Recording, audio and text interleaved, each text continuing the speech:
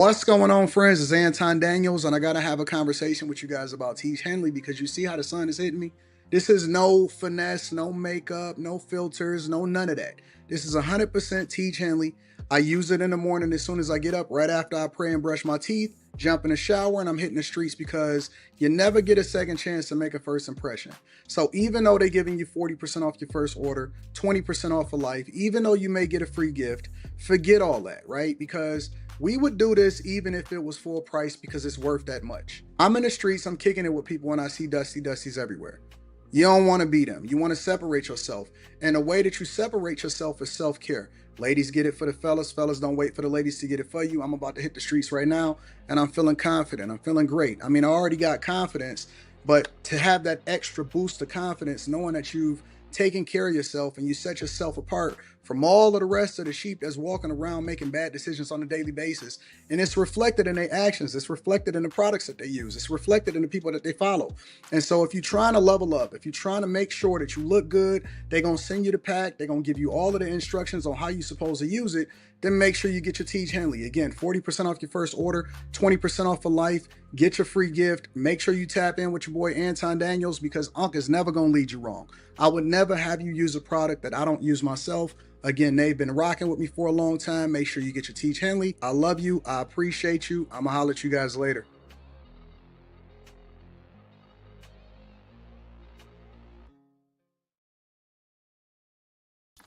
What's going on? Is Anton from AntonDaniels.com. I appreciate you guys for continuing to rock with me. Thank you for tuning in for another edition of the Millionaire Morning Show. I am your host, Anton Daniels. What up? What up? What up? What up? What up? What's going on, friends and family? How y'all feel today? Let me check in with y'all and see what y'all talking about. Some people are saying that Hulk Hogan passed away. I cannot confirm nor deny that. I did go and look it up. Looks like there are no real credible sources. The Sun is saying that he is. People have been reporting that several different people are saying that he's in bad health. Some people are saying that he's not in bad health. They're saying that his team is reporting certain things. I don't know. How old is Hulk Hogan anyway? Hulk Hogan age. Hulk Hogan is 71. I feel like Hulk Hogan been 71 for like 10 years now. Yeah, I remember we met him on a cruise. One and only cruise I ever went on, the only cruise. I'm never going on another cruise again. Anyways, I'm not going on no more cruises, bro. I'm done with cruises. TMZ is confirming of his passing. I believe that we need to, at this point, just do like a weekly who's passed. Because like all of our childhood people that we grew up on, seems like they passing away. Frugal Fi says, why didn't you like the cruise, AD? The cruise was okay. Like the cruise was okay itself. I don't like cruises. I think that cruises are like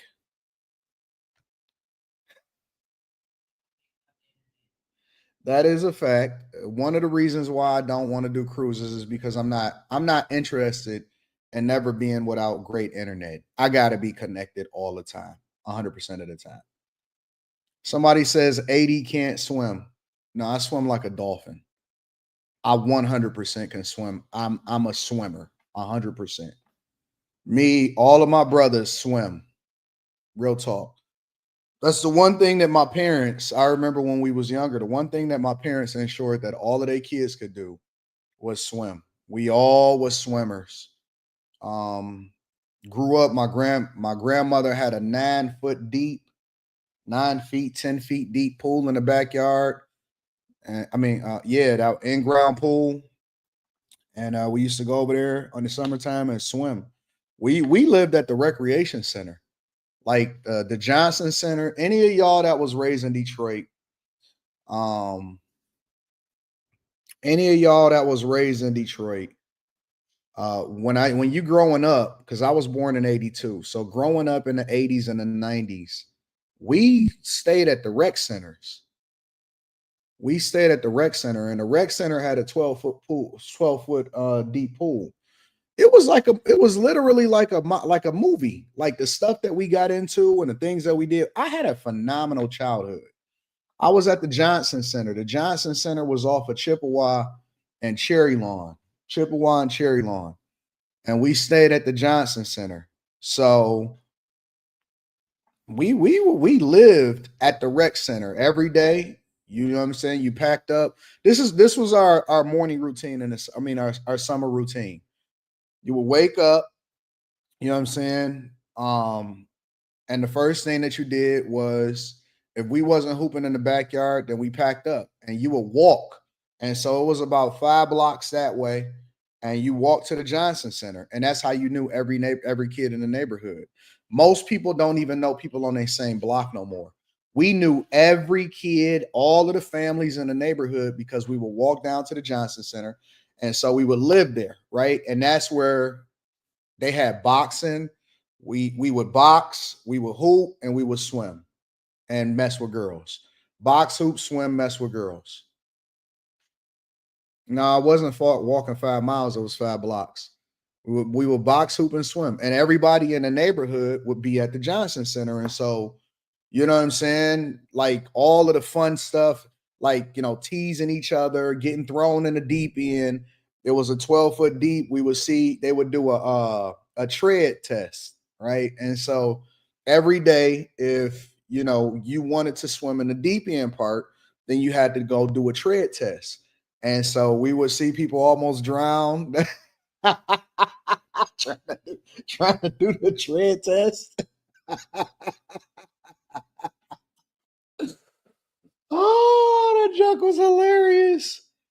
But no, we would go to the Johnson Center, the recreation center, and we would swim in the morning. Um, and then we would box. You know what I'm saying? They had boxing, so everybody was, they had actual like a boxing space inside of there. And then we will hoop until the nighttime until the Johnson Center closed. And then we will go and hoop back in the backyard because we had a half court in the backyard. So it was just a different time, man. Like we was more social. We interacted with each other. We had a good time. We laughed. We teased each other. We fought. We actually like was fighting. Like we was really fighting in real life. A lot of y'all don't even know how to hold your hands. A lot of y'all don't even know how to stance. Your father never taught you how to fight. You doing like this. Y'all fight like little girls. That's where all of that came from. All of that right there, them fights. All of that is fighting. All of these right here is getting in the fights when you're younger. Y'all pretty girls. These dudes right today, they pretty girls. These is battle wounds and scars on your hand. You had to actually put up your hands. Y'all pretty girls today. And that's cool. You know what I'm saying? Because once you get past a certain age, you put that away. Once you get past a certain age, you put that away. Ain't no fight no more. We call them the police nowadays. But the point is that nah, this ain't no dry skin, big dog. This is battle wounds. These is war scars right there. But it just was fun. It was a different time. We got into it with each other. We got bruised and scraped up, and you came home with a new bruise every single day, or a scrape or a cut. And you got up and you did the same thing the next day, and it was a good time. It was a fun time. So yeah, man, good times. But yeah, I do swim, so I'm not scared of water. Like I'm not scared of none of that at all. That's number one. I will also say I went to Walmart yesterday out here in the area. I don't any longer say exactly where it is. And this is what I also realized here in California. Mexicans love to steal. It ain't the black people that's stealing out here, not in this particular place. We can get black fatigue in a lot of places, but bro, I went in there to get some boxer briefs, not some boxer briefs, but like the fitted boxer briefs or whatever. Dog, Walmart had the boxer briefs locked up. I said, so I go and get the lady. It was a white lady and a black lady, two older ladies. And I said, hey, what do you need, sugar? What's going on, honey? I said, I got to get some draws. You know what I'm saying? I want to get some more draws. And so she was like, she's like, okay, let me get the thing. So they got this new thing where I guess they got an app on the phone, and then you could, you know, unlock the little part in order to get out. It's like drawers, white beaters, socks, all of that stuff. And I said, they locking up drawers in Walmart over here? She said, yeah. She said, and don't tell nobody. This is what she said. She did. Why do black people, why do older black women and older white women do like this? And don't tell anybody, but it's the Mexicans that's been stealing in here.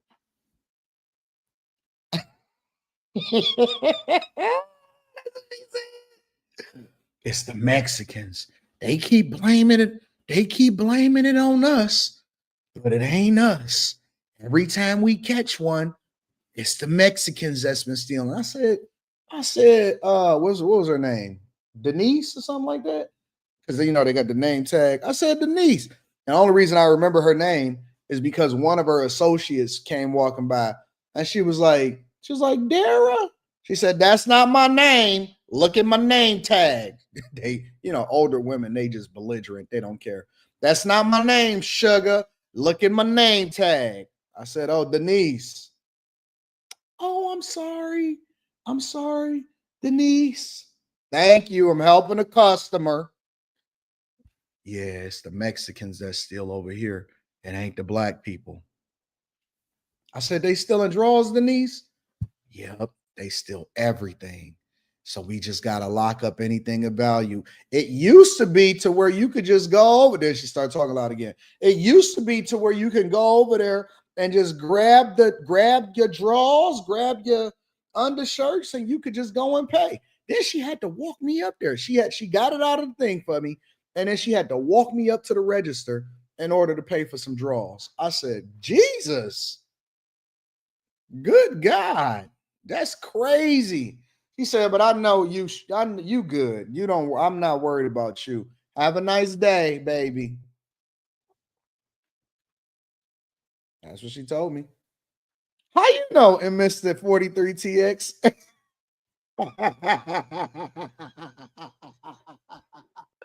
Y'all be, man, listen. I don't know how these people be knowing where you at and what the heck is going on. I don't know how y'all know what's happening. I don't know how how are y'all able to just, I ain't even told you nothing. Do you know how big California is? California is huge. How are you able to guess where I'm at? Huh? It don't matter. That don't matter, but I don't know how they able to confirm, sir. How are y'all able to do that? You used to live out there, but California is huge. And there's Mexicans all over California. How are y'all able to figure out where it is?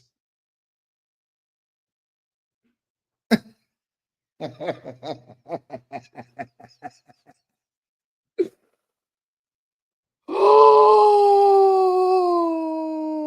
y'all are really out here, bro. Y'all be knowing. Yes, I am still in Cali. Oh, let me say this also, and then we're gonna get started with the show because we got enough people in here to get started with the show. I think I'm in love with California, y'all. I genuinely believe that I am in love with California. Bro, it's just different, bro.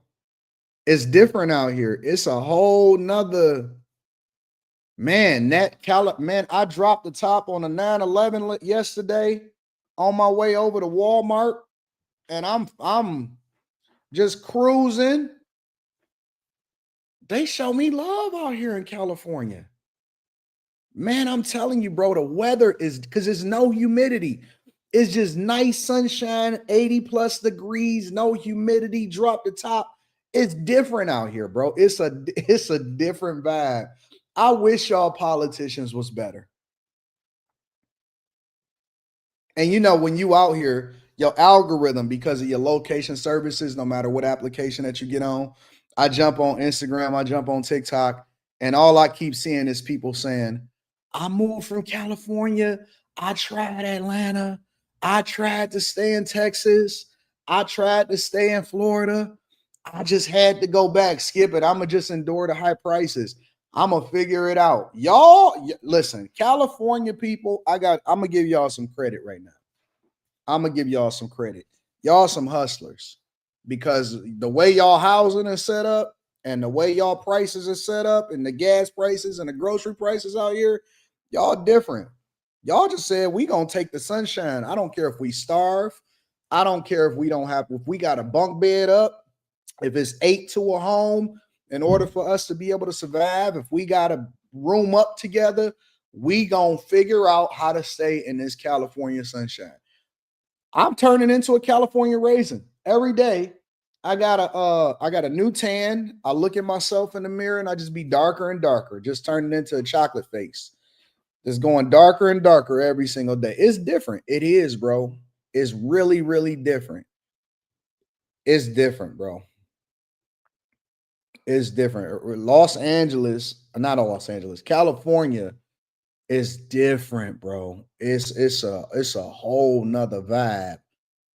I don't think that there's ever been a place that I've probably liked to spend my time more than in and every time I come out here, it's just better and better. I really do wish that y'all had better politicians, y'all had better policies, that y'all had a stronger, more Republican based that could actually really capitalize off of the weather, that y'all wasn't so, you know, liberal, that y'all wasn't so liberal. But man, I'm just telling you, bro, it's a whole nother wave, man. It's different. It's different, bro. California different. I love California. I love California, bro. I love everything about this weather, about the vibes. The women is different. The men are chill.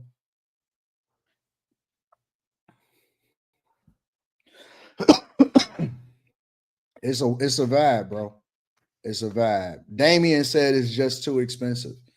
I know it is too expensive for a lot of people, but not for me. That's why I love it so much because I'm okay. I don't care about the higher prices. I don't care about gas prices. I don't care about costs. You know what I'm saying? So it's a little bit different.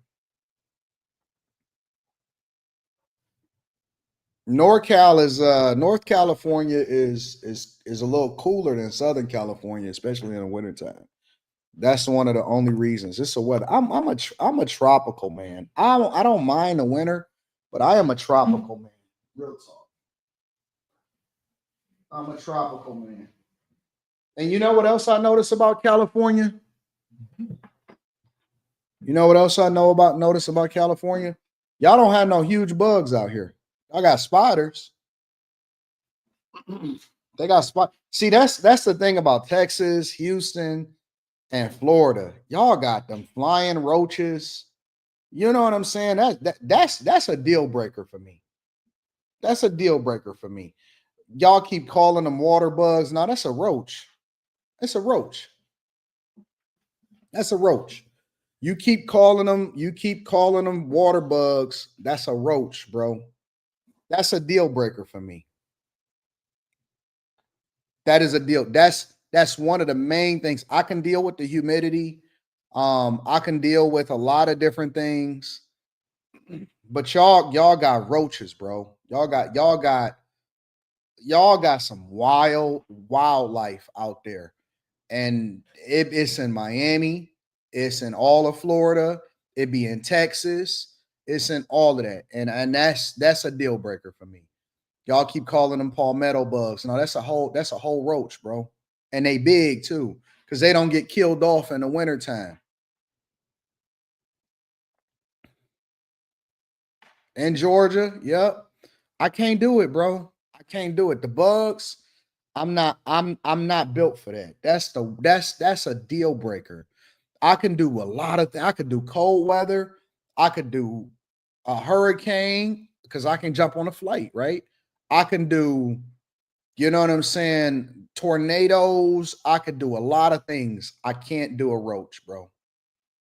You got to worry about that big earthquake. Yeah, we'll get there when we get there. We're not gonna worry about that part. I could do the changing of the surface of the earth. I can't do roaches. I can't do gators. I can't do none of that. I'm cool off that, bro. You can have that. Roaches fly in the Carolinas. You ain't never got to worry about me moving there then.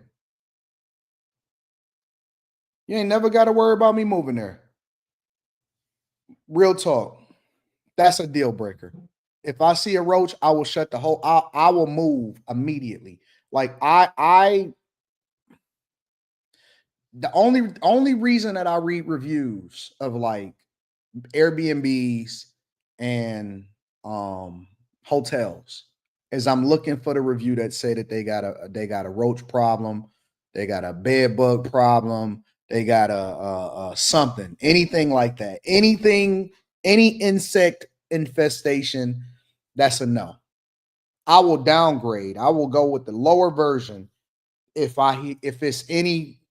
That's the only reason. I don't care about proximity, all of that stuff. That's the only deal breaker for me. I'm gone. I'm out. I'm not doing it. So y'all can have anything with regard to that. Anything that can jump in your luggage and come home with you. We're not doing that. Y'all said Hulkamania has passed away. Yeah, rest in peace to Ozzy Osbourne and Hulk Hogan. I'm gonna be honest. Can I do this one more honesty thing before we get into the show? Because we got a lot to cover today. And I got a lot of opinions today. I'm not gonna do a whole segment on Hulk Hogan, and I'm not gonna do a whole segment on Ozzy Osbourne because they're not as meaningful to me as Malcolm Jamal Warner. I'll create a segment for Malcolm Jamal Warner. Rest in peace to Hulk Hogan. Rest in peace to Ozzy Osbourne. I don't care. Is that bad, y'all? Is that bad that I don't care about Ozzy Osbourne and Hulk Hogan, and I'm just like, yo, that's just life. I hope their family is cool. I would never talk bad about somebody that's passing or anything like that, but I genuinely don't care. Malcolm Jamal Warner, I care about that. Kobe Bryant and Gigi, I care about that. Ozzy Osbourne, he lived a full life. Hulk Hogan, he lived pretty much a full life. I don't care about that. See, it's different when somebody just passed from like a drowning or something like that. Or in Kobe Bryant's case, that hit different because, he was on a helicopter with his kid. These other people that Ozzy Osbourne, he didn't have no impact in my life. And more importantly, they be passing in their bed. They be in their bed, comfortable around family. Malcolm Jamal Warner hit different for me. You know what I'm saying? That hit different. Kobe had hit different for me. When you hear it, when you see that type of stuff, it's a little different. And it's not that I feel any type of way about Hulk Hogan or Ozzy Osbourne.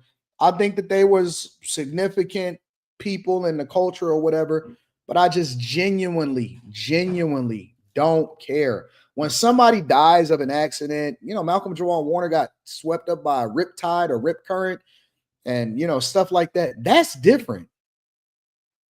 You know what I'm saying? That hit different. That's like, oh man, we got to appreciate people while they're here. Those other people, they were sitting in they comfortable. People got to say their goodbyes. They seen it coming. They was able to get their estate together. Probably already, had the will. Children won't be fighting about anything. No kind of figuring out. It's different. Honestly, for me in particular. I know maybe not for everybody else. For me, it's different. When you able to know it's coming and you seen it for a long time and you planned it, and Ozzy Osbourne was able to do a final show where he was sitting down in a chair and he tried to get up to create a moment, and he's going to be forever visualize. He was able to get one last huge bag for his family. That's different. That's a completely different thing than getting swept up by a rip current while you was on vacation with a small child and a wife or something like that. For me, it's different. And so I'm not going to do a whole segment on that. Like, rest in peace, popular culture, you live and you learn, you die, you come and you go. But Malcolm Jamal Warner's passing was different. He was a good guy. Not to say that the other ones wasn't a good guy. But he was a good guy, and Kobe, he was on his way for his daughter's game and all of that. It's different. How you pass is different, and the significance that you had in the culture is different for me. So it's a whole nother conversation,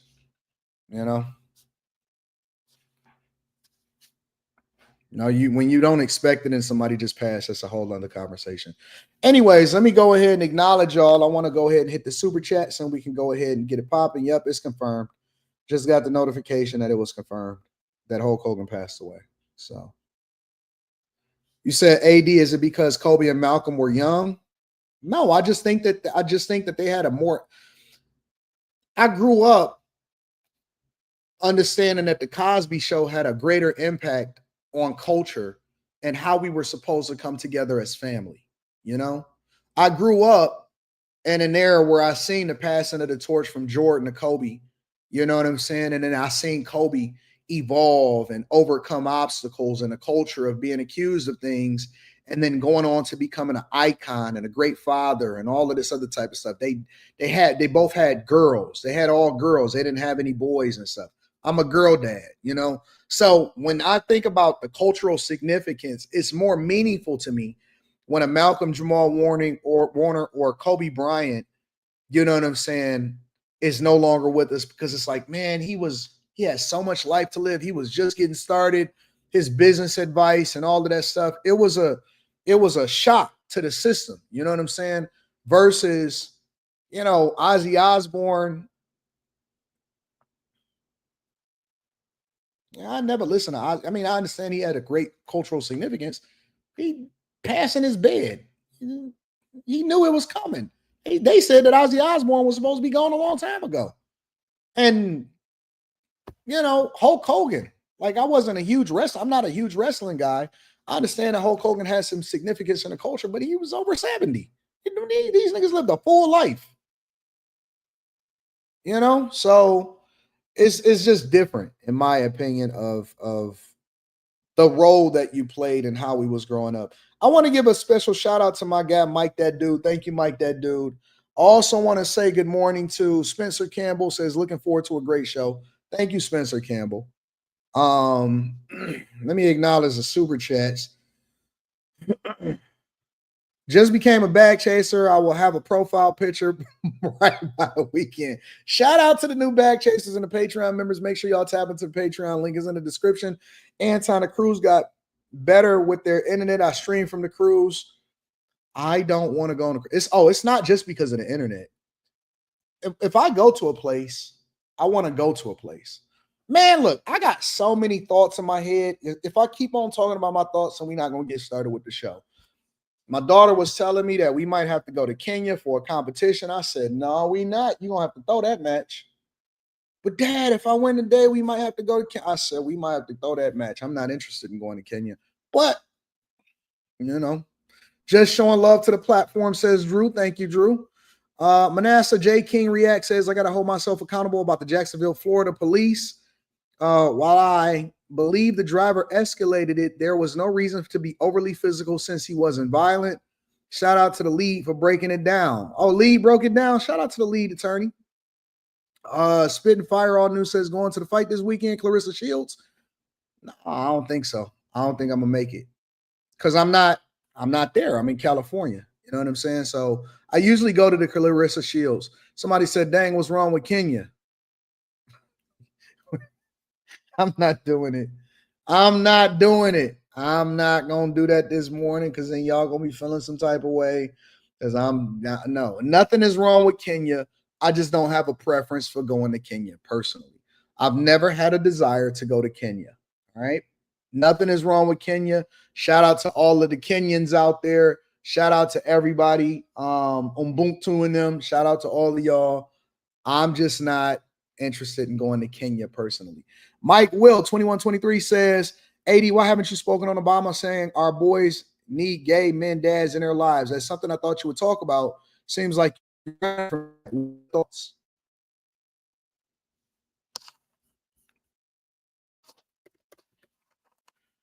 Are y'all crazy?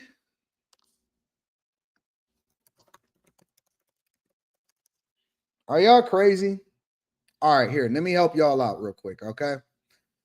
Because maybe y'all just not looking at what I see, and y'all don't pay attention to the stuff that I drop.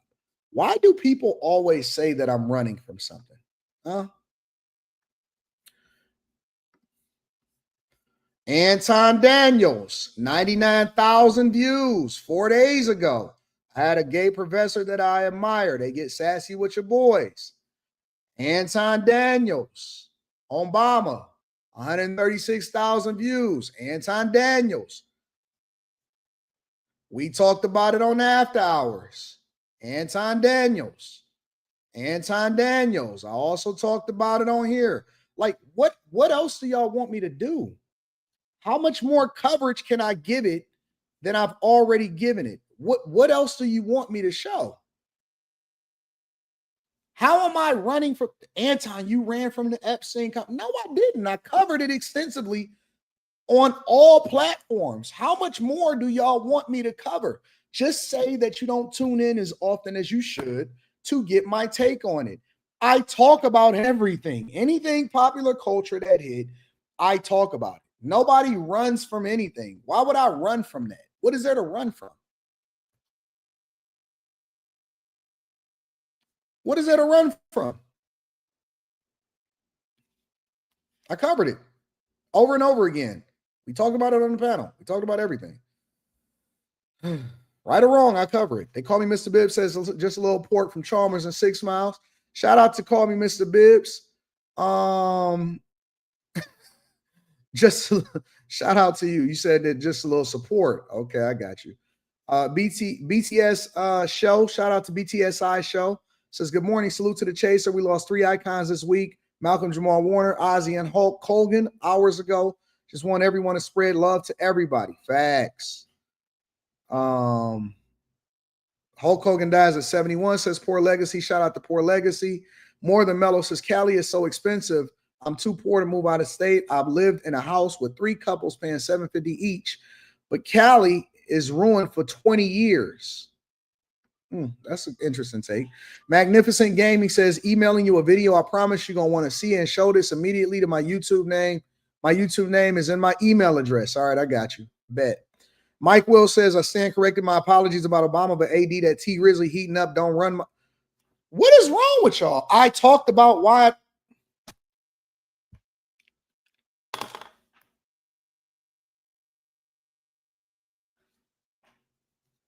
I talked about that too. All right. So you went from one crash out to the other crash out. One Bo Brock. Listen, y'all should ask the people in the chat, hey, have Anton covered this before you have me read this? All right. One Bo Brock says, good morning, Anton and the fellow bag chasers. I have a question from yesterday's show. What book of the Bible is your favorite book? Mine is the book of James. It would either have to be Acts, Romans, or Galatians. I would probably say Galatians. So probably any one of those. I like all of the New Testament. I like Matthew, Mark, Luke, John. I like all of those. I like all of their accounts of Jesus. So maybe one of those. Jason 18 says, Hulkamania running wild in heaven, brother. High Tolerance says, good morning, AD and the bag chasers in the clouds. While I can't do the roaches either, it's rodents for me. Hell no. Gordon Gatrell, if you know, says greatness to work. I don't know who that is. I'm sorry. Tropical Empress and Spirit says, Anton, just wanted to show my support. Many blessings and love and light.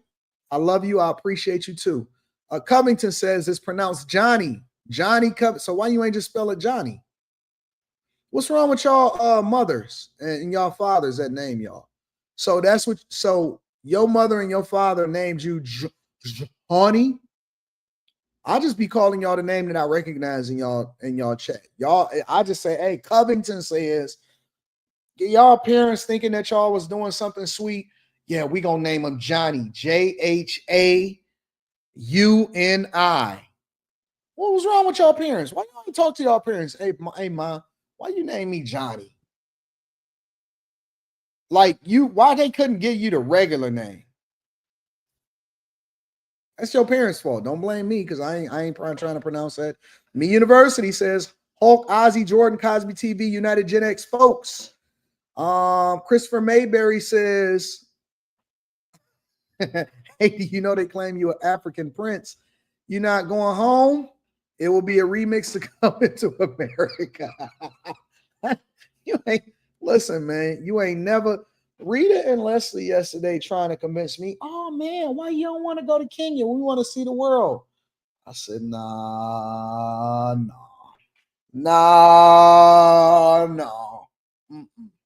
Mm-mm. What part of Kenya is good? Tell me the good parts of Kenya and I'll consider it. Proverbs 2:3-5 says, will you teach me? Sarge, Life and Motorcycle says, took 6,000 mile cross country motorcycle ride. Your content kept me going. Yeah. Nairobi is the good part. Is Nairobi like super modern? Do they got good internet? Black person talking about names. Latasha. That's what they named you, Latasha? Why they do that? Why they do that to you? I gotta hold y'all parents accountable. Y'all genuinely gotta hold y'all parents accountable. Anyways, make sure y'all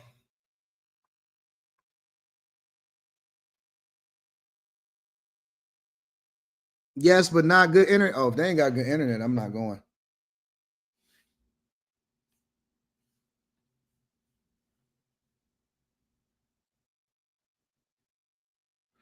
Damien says you don't get there to live in luxury. You go there to experience the culture. No, you go there for that. I'm not going there.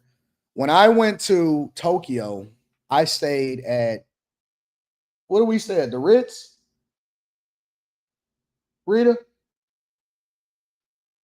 She must be in the bathroom. I stayed at the Ritz-Carlton, I think. Four Seasons, Ritz-Carlton, all of that, bro. I'm not trying to be with like you. I'm not doing that. I'm not going nowhere with bad internet. I did that type of junk going to visit man, I'm not going there. Get out of here, bro. I'm not doing what you do. You don't go there to live in luxury. You go there to stay in the mud huts. No, you go there to stay in the mud huts. I'm not going nowhere to do nothing that I don't want to do. I like America. No, what you talking about?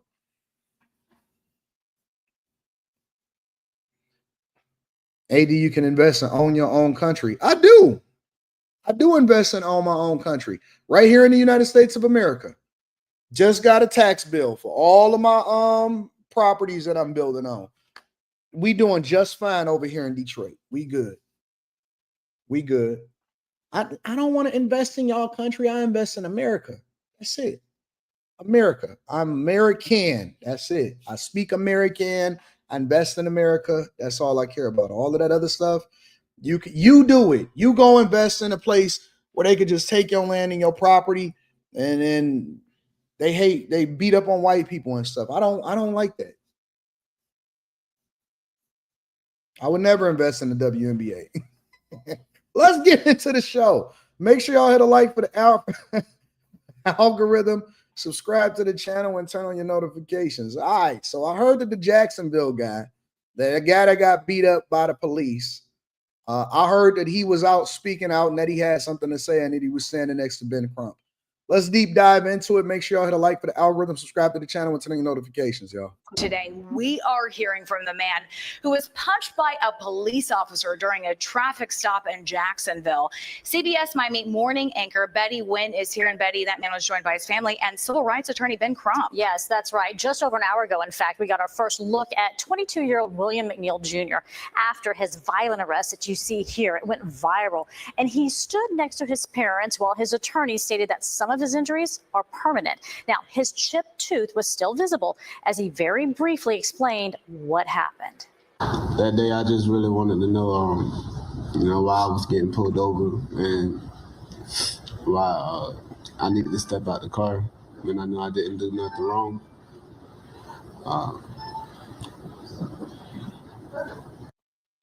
If you ever get into an accident or you ever get hit by the police, the one thing that you got to stand on is that chipped tooth. You got to make sure that he went and got his hair done. He went and got I could tell he smoked weed because he got the black lips. So, but that's nothing wrong. That's his life choice. If it's legal where he at. He got his hair retwisted. It's in the bun. He got a lineup. He knew he was going to be on TV. This guy has representation. I can always tell when people have smart representation. You know why? You want to know? Because it's the subtle differences. It's the subtleties, right? Like the fact that he's still wearing a red shirt. He's going to be known. We don't know his name, but we know him as the guy that got punched by Jacksonville police that was wearing a red shirt. Guess what he did? He wore a red shirt. He's being coached. He's being coached. They cleaned him up to make sure that he was looking like a good American citizen. They made sure they threw his hair into a piece of yarn. Come on, man. Listen, don't act like y'all don't know. The yarn bun. Y'all don't know about the yarn bun? That's what he got right there. It looked like a piece of yarn. So they threw the yarn on the top of his head, gave him some extra, probably got him some extra twists in there, got him some extension twists, and they threw the red shirt on him. Made sure that they put a red shirt on him. They're playing the game. They're playing the game, and they're playing it to win, which is one of the reasons why I said that this was unwarranted. Y'all got all of these content creators out here trying to ride the MAGA wave, trying to ride the Republican wave. No, man, it was justified. It was justified. But guess who's going to pay for it? Taxpayers. Taxpayers are going to pay for it. See, y'all don't deal with the residual effects of what happened. It's not to say that he was right in resisting and making sure that he get out the car. No, he was wrong. Should he have been arrested? Absolutely. But the minute that you overstep, you take the focus away from the thing that we're supposed to be focusing on. You're supposed to be focusing on the fact that, hey, why are you getting arrested? Why are you not complying? Why are you not doing what you're supposed to do? Now we spending 97% of our time on whether or not you should have punched him or not, instead of spending all of our time on whether or not he was supposed to comply. And he about to get paid. 100% he's going to get paid. So when you think about the actions versus the results, when you think about because see, we can all say, oh man, whatever. My father always made a very pointed point in my life. And he would always say, Anton, is it conducive? Is it conducive? Is it more important to try to be right and you still might be wrong? Or is it more important to be careful about whether or not you're making an impact? Because if it doesn't translate into something that's actually going to be in your benefit and you got to pay out for it just to be able to stand on the point, then it's not conducive. It is not conducive for your life. We are focusing on whether or not he punched the dude instead of focusing on whether or not he should have complied and how we need to be dealing with the police. And this is why it is dumb, because now you're going to get Ben Crump another bag. Now you change the narrative again into whether or not police officers are evil.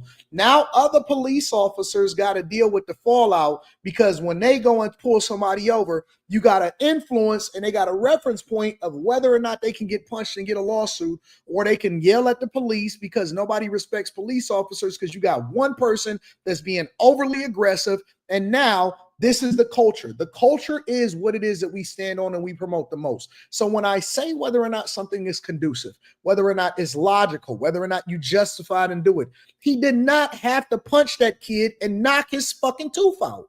Knock his tooth out. It's dumb. It's dumb. It's dumb. It's stupid. It's dumb.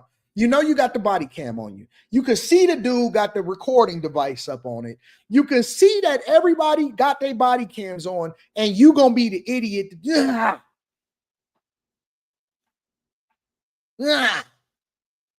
What's wrong with you? Why would you do that? Now you put the police chief under fire, because where the police chief would never have to do a press conference defending the department and your stupid, but I guarantee you that the police chief was probably like, man, what the fuck is wrong with you? Why would you do that, bro? Now I got to go up here and defend you so that we hopefully don't have to make a bigger payout for the lawsuit. You think the police chief was happy about the fact that he got the body cam footage or he got the recording footage and he had to deal with this fallout and now they standing next to Ben Crump? You embarrass everybody. You make everybody look dumb. All because you just had to get one off. You just had to get one off. Now everybody gonna get paid. And the city, y'all gonna be sitting there talking about why we gotta spend so much money. Where's all of the money? Where's our tax dollars going? To Ben Crump. To Ben Crump. That's where it's going. It's going to Ben Crump. Ben probably gonna take 60% of the payout. He gonna get the other 40%. And now you on administrative leave pending an investigation. We don't think, man. We not thinkers. I was really just scared. We have audio, visual evidence, proof of what happened. Nobody has to narrate it for us. To the sheriff, respectfully, you can't justify this. Let me tell you something about lawyers. Lawyers don't take a case unless they can guarantee some type of settlement. Very rarely do lawyers take some kind of lawsuit or case that in some way, shape, or form is not going to be settled. Because it's not even up to the, y'all so dumb. Man, this is Florida. You ain't getting a dime. Boy, don't you know that police departments have insurance companies that then justify the payout. They will pay it out just to not have to spend a bunch of money in lawyer fees for the potential to have to pay out enough. Yes, he's going to get paid. He knew he was going to get paid the minute that he got punched. He probably smiled inside. He ate that punch and was like, dead is clear, baby. He going to have all the hoes in Jacksonville because they know that he just got paid. He probably got a chick in his DMs right now that's like, hey, big head. Hey, big head. What you think that a lawyer like Ben Crump is going to pull up without some kind of justification of how it is that he going to get paid? Hey, big head. He going to be the man in his city. Look, he already went from dreads down, dusty t-shirt to yarn head. Look at him. He already didn't glowed up. He probably already took a payday loan out. He probably didn't already contact. Ben Crump probably already didn't gave him an advance just so he can make sure that you selected me for your representation. He went from dreadhead to yarn head. Hey, big head. Oh, he was justified. Yeah, if you want to just give out some free money, some free taxpayer money. He the man in his city. At least for the next year and a half, he going to be the man in his city. He probably going to get it. I bet you he got a new car. 6 months, a year from now, I bet you he be in a Charger, Dodge Challenger Hellcat. I bet you have a Charger Hellcat on 28s. I bet you he do. I bet you he get an Escalade V. I bet you he buy his mama a house. I bet you he do. How much you want to bet? I'm going to write this down and I'm going to go and revisit it and then I'm going to try to do an interview with him. I bet you he get an Escalade V series. For us. To the sheriff, respectfully, you can't justify this. So this comes as we see a new angle of that traffic stop. Now, the sheriff released body cam video. He didn't even have no edges. His hairline is receding. His dreads are falling out. His edges is gone. He didn't have no beard. He had the chin strap. This nigga went from chin strap to yarn head. Look at that cleanup. Look at the cleanup. He already there. That's why I keep telling y'all, you're not ugly. You just poor. You not ugly. You just ain't got the right lawsuit yet. You just ain't got the right money yet. You just ain't ran the bag up. He ain't even have no edges. He got all the edges in the world now. ain't got no chin strap, clean shaven face, you would give him a chance, wouldn't you? You would give him a chance, wouldn't you? It's a difference now, huh? Shirt got collars, forehead shining, yarn head. Not even the same person. Didn't even look at this man. Look at him. Is that the same person? Don't look like it to me. Don't look like it to me. Of the arrest, I want you to take a look at it. Is there a reason that you're pulling me over? Yeah, absolutely. There's a reason why I'm pulling you over. For one thing, inclement weather, you don't have your lights on. Two things, you're not wearing your seatbelt. It's daylight. I don't need the lights. And it's not weather. It's not raining. This is inclement. It's not raining. Okay, I'm not arguing with you. I'm telling you why I'm pulling you over. Give me your driver's license, registration, proof of insurance. No, call the supervisor. Step out of the vehicle. No. Step out of the vehicle. Okay, so after shutting his door, McNeil refused to exit his car and then kept requesting a supervisor. Officials say he was asked 7 times to step out of his vehicle, but he never did. Now, the state attorney's office found none of the officers violated criminal law. The sheriff is also defending his deputies, and that deputy seen punching McNeil. He is on paid administrative leave pending an internal investigation. As for McNeil, he pleaded guilty to resisting a police officer without violence and driving with a suspended license. However, his attorneys say police stopped McNeil over bogus claims of driving without headlights in broad daylight and not wearing a seatbelt when video shows he was wearing a seatbelt. And that stop was bogus. And that's a fact. And I ain't even mentioned that part. The stop was bogus. I don't care what y'all say. You ain't got no headlights on. Let me tell you what they do, bro. They get behind you and they can tell the people that ain't got no valid driver's license or probably no insurance. They already know. So all they got to do is, because everybody is profiled. White people, black people. If you're driving a poor car, if you're missing a bumper, it's a chance that you don't have no insurance. And so all they got to do is reach down and figure out which thing. Oh man, it rained earlier today. It's not even raining right now. Okay, you driving in the rain. You driving after the rain with no headlights on. Who gets pulled over? Come on, man. Come on. We got to be real. Who gets pulled over for driving with no headlights on and it's not even dark outside and it's not raining? This is why it's important for you to get your life together before you hit the streets, because they already know the people that ain't got no license. They already able to pull it up. When I get pulled over, let's say I got a car that's registered to Rita's name, right? Yeah, is this your car? They asking me questions that they already know the answer to before they even get it. So they give me the license. They can see I got the same license. Is this your car, sir? Yeah, this is my car. Who is Rita? That's my wife. Okay, all right. Well, just sit tight real quick. Go back, run it, come back. Okay. You ain't got nothing on your license. You don't have no points. You don't have no recent stops, nothing like that. You know what? Have a nice day, Mr. Daniels. They already know the answers to the questions that they're going to ask you. They already know who the car is registered to. They already can tell whether or not you got real insurance or not. And so if you're going to sit there and play games, right, and tell me that this stop was just because he really didn't have his head. How many of y'all have ever got pulled over in the daytime for not having your headlights on? If we can't use our critical thinking skills from our life experiences to figure out whether or not this thing was going to go left or whether it was going right. Now, I don't mean that he shouldn't have his license and registration. Don't mean that he shouldn't have had his stuff together. You got to have your stuff together because it's easier to dispute something if you're doing it on the outside of a jail cell and you're not getting arrested. It's much easier to fight when you got your stuff together. But the fact of the matter is, this was all going to be a thing before it was a thing. It just escalated. Now he's on administrative leave pending an investigation. I don't know nobody that had never got stopped in the daytime for not having their headlights on. Your headlights, not your tail lights, your headlights. Make sure you hit a like for the algorithm, subscribe to the channel, and turn on your notification. And I believe in profiling.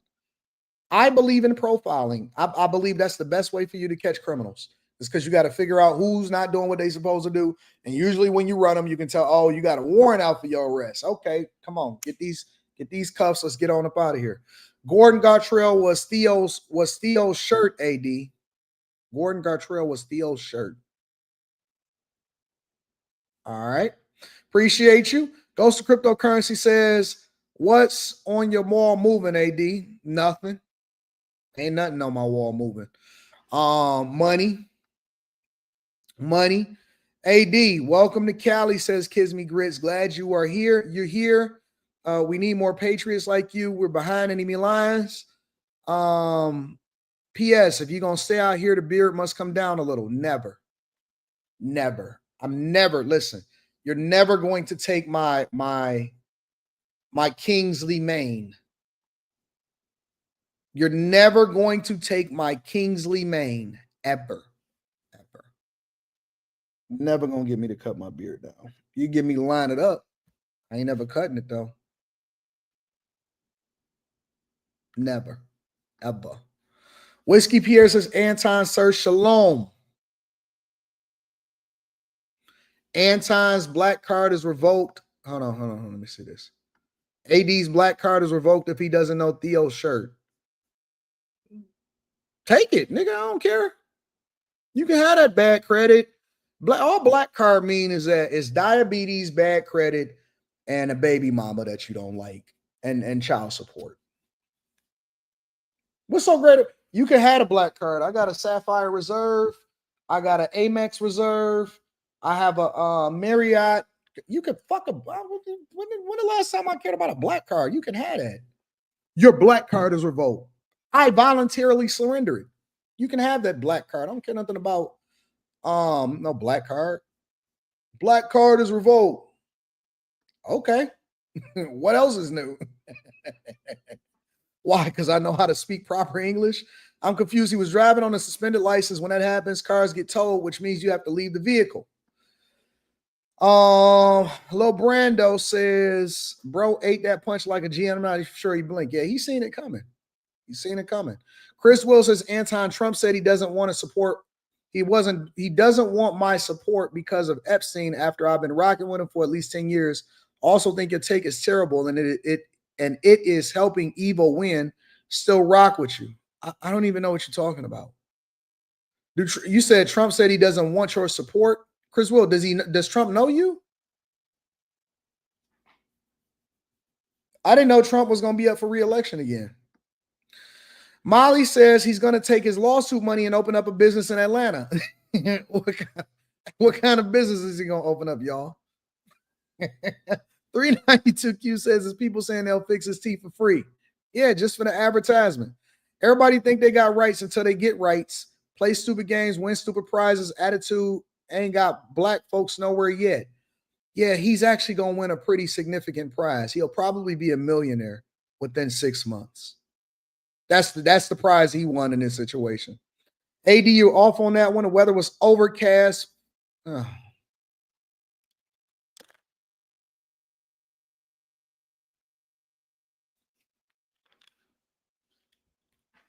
Y'all love justifying wrong. Y'all listen, black people. Can I say something to my black Republicans, to my black conservatives, to all of my black Republicans and to my black conservatives? I have a message for you right now. And my message is this. You can stand for righteousness. You can stand for your country. You can stand for the right thing. But you don't have to overly suck balls and dick of the Republicans in order to be accepted. You can still be your own person. To all of my black people, you don't have to be extreme.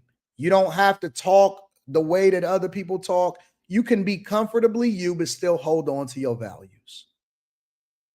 You don't have to justify everything that the Republicans or the Conservative Party do just because they are Republicans and that. You can still be authentically you. You can be conservative in your values. You can be conservative in your money. You can stand for righteousness, but it don't mean that you have to justify everything that they do just because you're a Republican. You can be your own person. Do not overly compensate and justify it just to be a part of the go along, get along game. You are your own person. Do not think that you have to accept everything that everybody do. Because let me tell you something. Just because you are and just because y'all voted the same way don't mean that they fuck with you.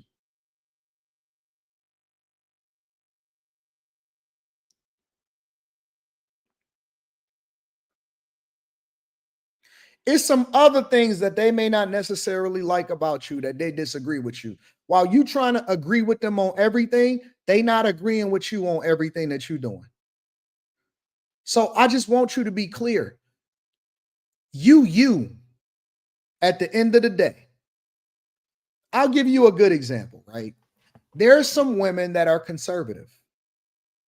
There's some women that are conservative, right? I'm going to tell you how objective I am. This is how I live my life. And I'm okay with being wrong, and I'm okay with different people having a different conversation with me. There are some women that are Republican. There are some women that came out during the last election that 100% believed in Trump, and we all agreed on the same view, and we was all rocking with each other, right? This is definitive. This is 100%. And they really was conservative. They really do, you know what I'm saying, believe in everything. They don't stand with the liberal values. Some of them were still single mothers that I would tell my homeboys to never get into a relationship and marry. Because on the relationship issue, we differ. On the conservative front, as far as how we vote, we agree.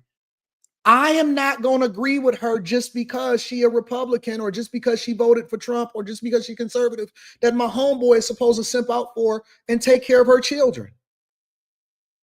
I'm able to separate the issues. No, don't talk to a chick that's a single mother. And just because she switched over to being conservative, don't mean that that's the person that you're supposed to be in a relationship with. I agree with you on this issue. I don't agree with you on this issue. I agree with you on this thing. I don't agree with you at this thing. So after the election, we're going to go back to being arch enemies. During the election, we agree. I don't have to agree with you on your entire life stance just because we agree with this. We not best buds. We agree on this issue, and then we disagree on this issue. It's the same thing when it comes to any politician. I'm objective when it comes to Barack Obama. I am a person that actually was standing with Barack Obama when he was 2008. Considering how bad it was with Bush, I am a person that goes against my party and say, I don't think that everything that he did was wrong or everything that he did was bad. But when he continued to stand for the alphabet community agenda, I hate that for him. I hate what Obamacare did. I hate a lot of the things that he actually did inside of his office. When black people go against him and say he never did anything for black people, I ask black people, when did he ever say that he was going to do anything for black people? Or did you just assume that he was because you identified him as black? Did you assume that Obama was going to do something for you? He never promised you anything. He never said that I'm going to do this for the black community. You assumed. And so that's why you were ass, because you made a fool of yourself. He never promised you nothing. He never promised you nothing. But he was wrong about pushing the alphabet community. So my point is that I'm objective enough to look at the pros and the cons of everything. I'm not going to do it just because you want me to.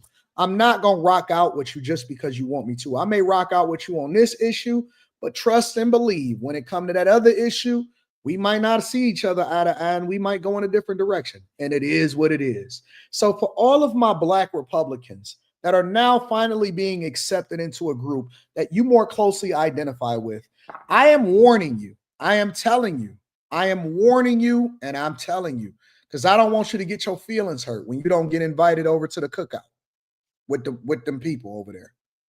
I'm telling you that don't get your feelings hurt putting too much equity into people that you think agree with you at that particular time. Have balance.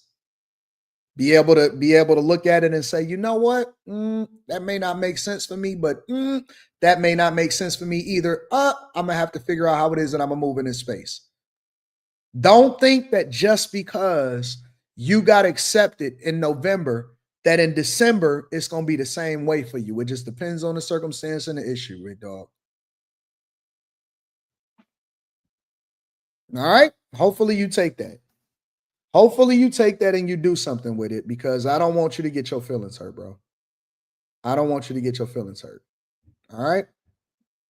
And that's why I don't look at this as an echo chamber. It's some things that you're going to agree with me on, and there's some things that you're going to disagree with me with. And that's okay. That's okay. I would rather you be authentic than you telling me what you want, what you think I want to hear in order to be my friend. It's okay. All right. It's some people that disagree with me on 90% of the stuff I said. And then when I started talking about this cop case in Jacksonville, they was like, you know what? Anton might be turning a corner. No, I'm not turning a corner. I still don't like you when it comes to this other issue, but I just think that they wrong when it comes to this. That wasn't justified. Two wrongs don't make a right. He's still not going to be friends tomorrow just because we agree on this issue. I don't even want to be your friend.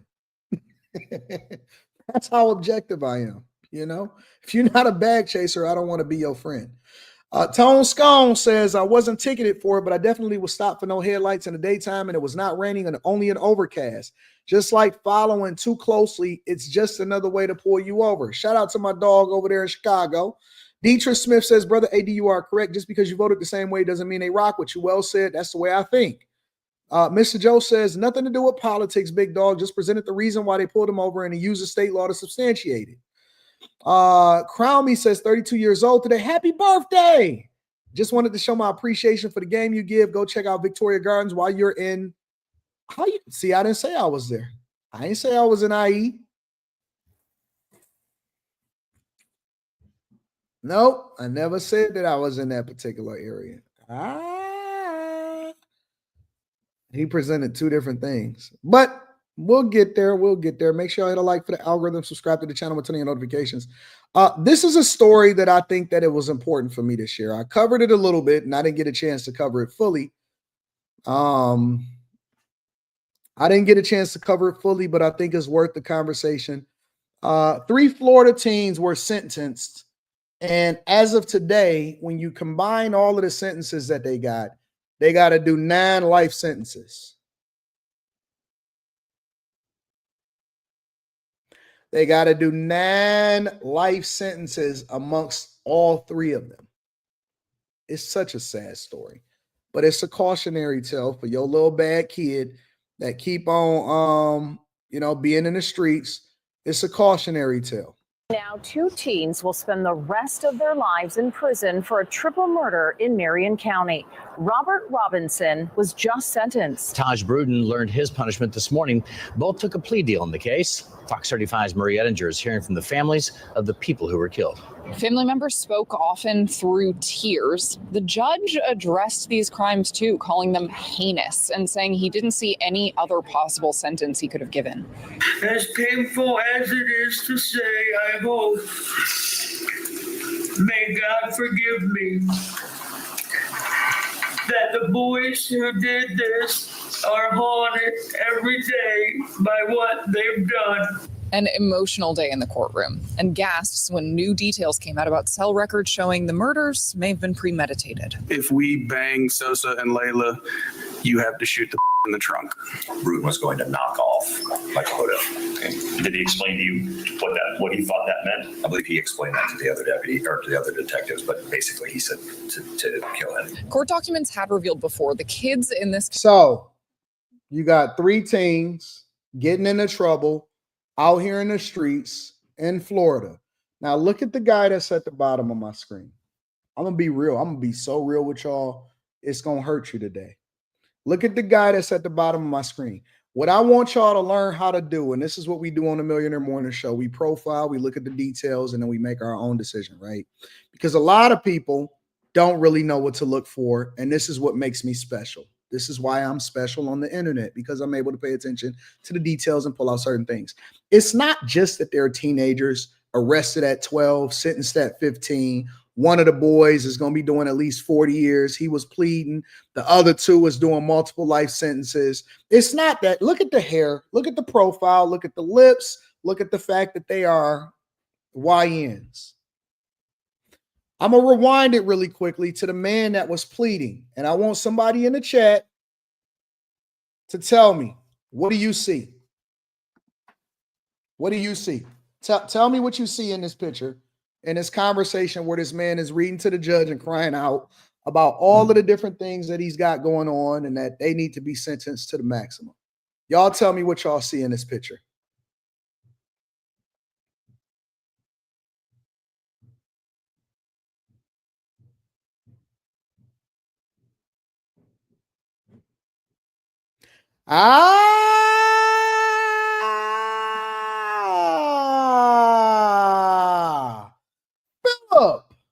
Philip, my friend, you hit the nail on the head.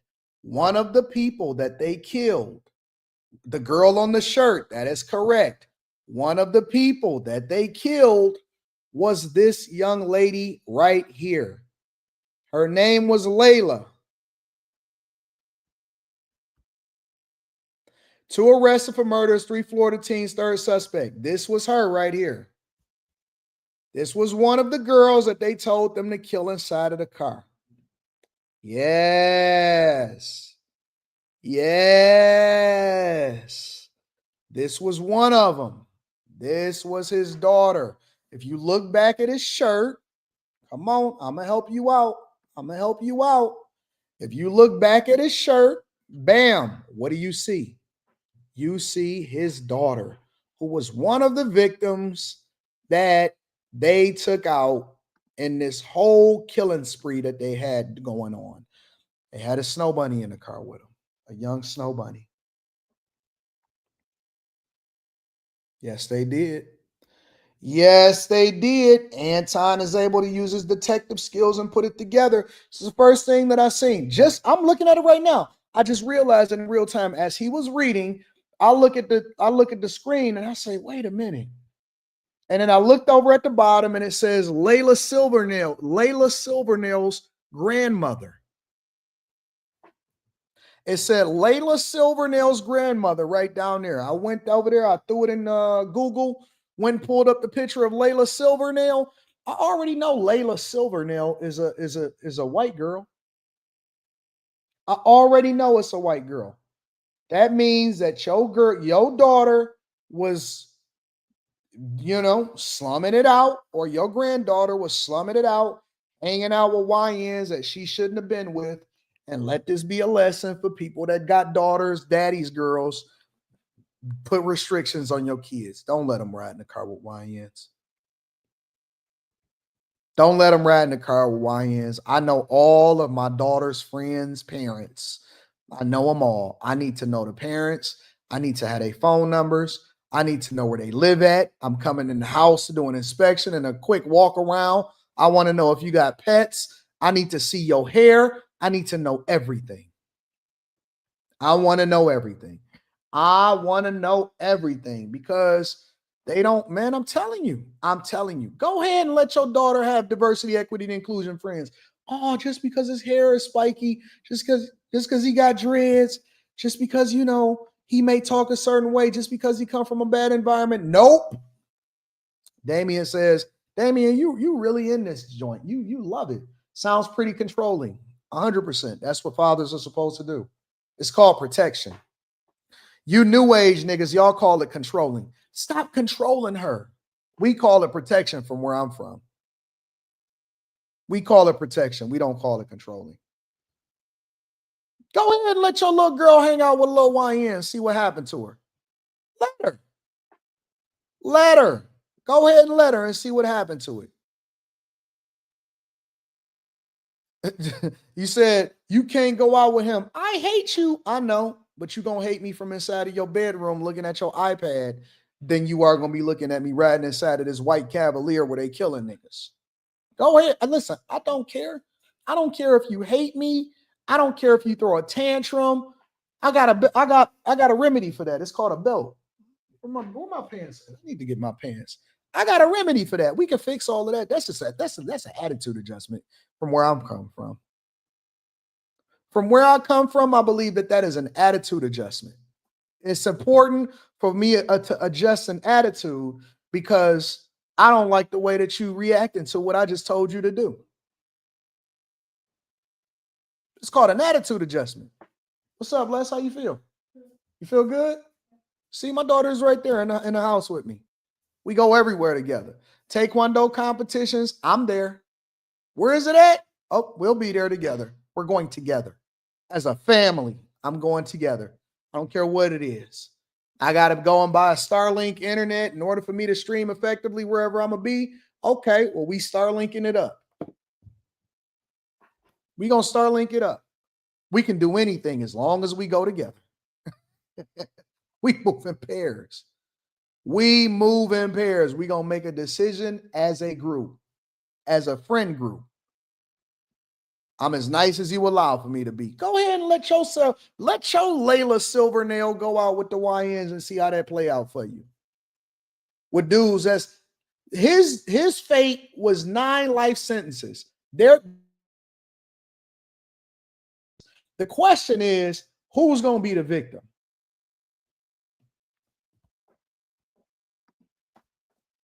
The fate was 9 life sentences. The question was who was going to be the victim.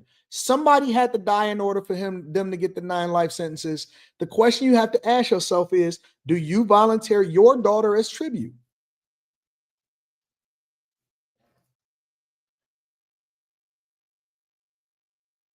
Do you volunteer your daughter as tribute?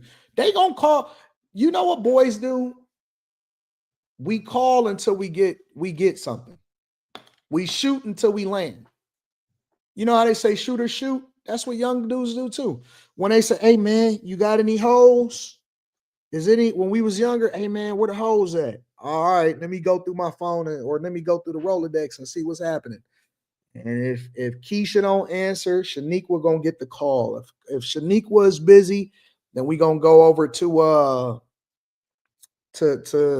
whoever, Lakeisha. If Lakeisha is busy, then we gonna get you keep going. You keep going until you get one. Now the question you got to ask is if your daughter is gonna be the one that goes. Because somebody going, it's just a matter of time. We just got to make enough phone calls. It's called the law of averages in sales. We call it the law of averages. Somebody is going to go. Brenda with a baby, like Tupac. Maya, who going?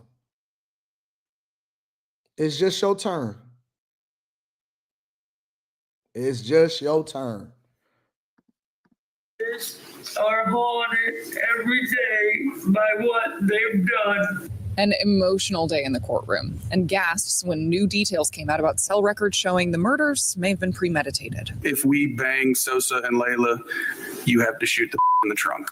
Bruton was going to knock off like Hoda. Okay. Did he explain to you what he thought that meant? I believe he explained it to the other deputy or to the other detectives, but basically he said to kill him. Court documents had revealed before the kids in this case were all riding around committing armed robberies, but up until now we didn't know what led up to the shootings. The why was because of wanting a firearm that Mr. Hodo had. A family member of one of the victims explained Michael Hodo was dating Layla Silvernail. They were friends with Camille Quarles. Hodo had previously had some beef with the defendants in this case. That's who your daughter hanging out with. That's who, they all got the same hairstyle. They all move the same way. And they all got beef with each other. And your daughter is going to be collateral damage because they don't want no witnesses. So, hey man, either we kill her because she know what's going on and we know that she going to tell. They all the same. Look at him. 12 years old when he was arrested. 12 years old, same profile, same skit, same thing. It's going to happen over and over again. Christopher Atkins, Taj Bruton, and Robert Robinson. I asked him why he was friends with them. Again, his reply, you don't understand. These Walhall boys don't play. This is the only way I stay safe, is to be friends again. Investigators say the 3 suspects and 3 victims were hanging out. These are all 16 and 17-year-olds we're talking about, except for one 12-year-old, Chris Atkins. Bruton shot and killed Hodo. Robinson shot and killed Silvernail. Then Atkins says Robinson threatened to kill him if he didn't shoot Quarles. She survived, so Robinson shot her a second time. I have watched my son reflect on his actions with shame, regret, and heartbreak. Robinson and Bruton. This is her sons. Listen to the black mothers. It's the same thing. She got the same hairstyle. Hers is just up. She got the future dreads with the blonde tips, the bronze and the blonde tips. I've watched my son, and he has have shame and guilt.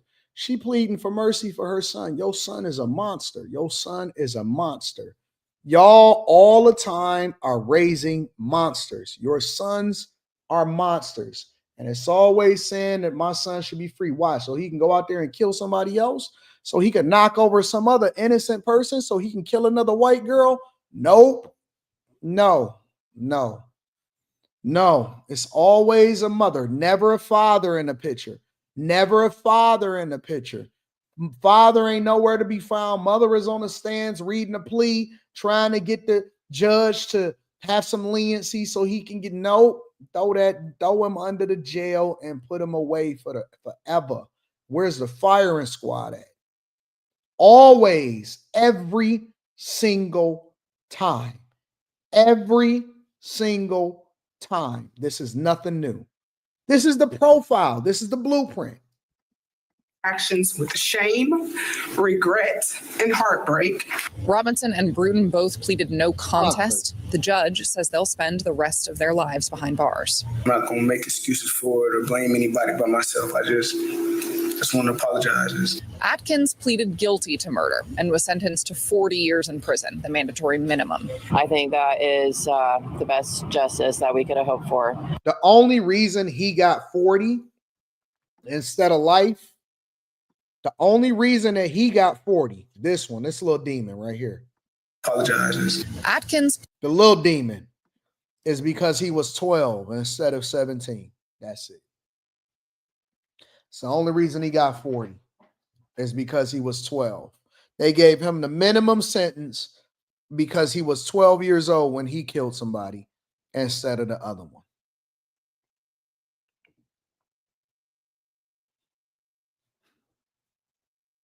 Might have to call the TVA.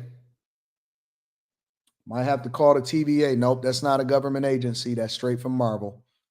Might have to call Kang the Conqueror and start pruning timelines. We might have to just start pruning your bloodline. Some of y'all got toxic bloodlines. Some of y'all need your bloodline pruned. Your bloodline has created nothing but Section 8 welfare recipients, food stamp recipients, and criminals. That's what your bloodline has created. Some of y'all bloodlines, look, some of y'all need to be the ones that be on the dink. What is the dinks? No children, double income, no children. Some of y'all need to be double income, no children, and you need to just prune your bloodline. Double income, no children. Honestly, some people's bloodlines need to be stopped altogether.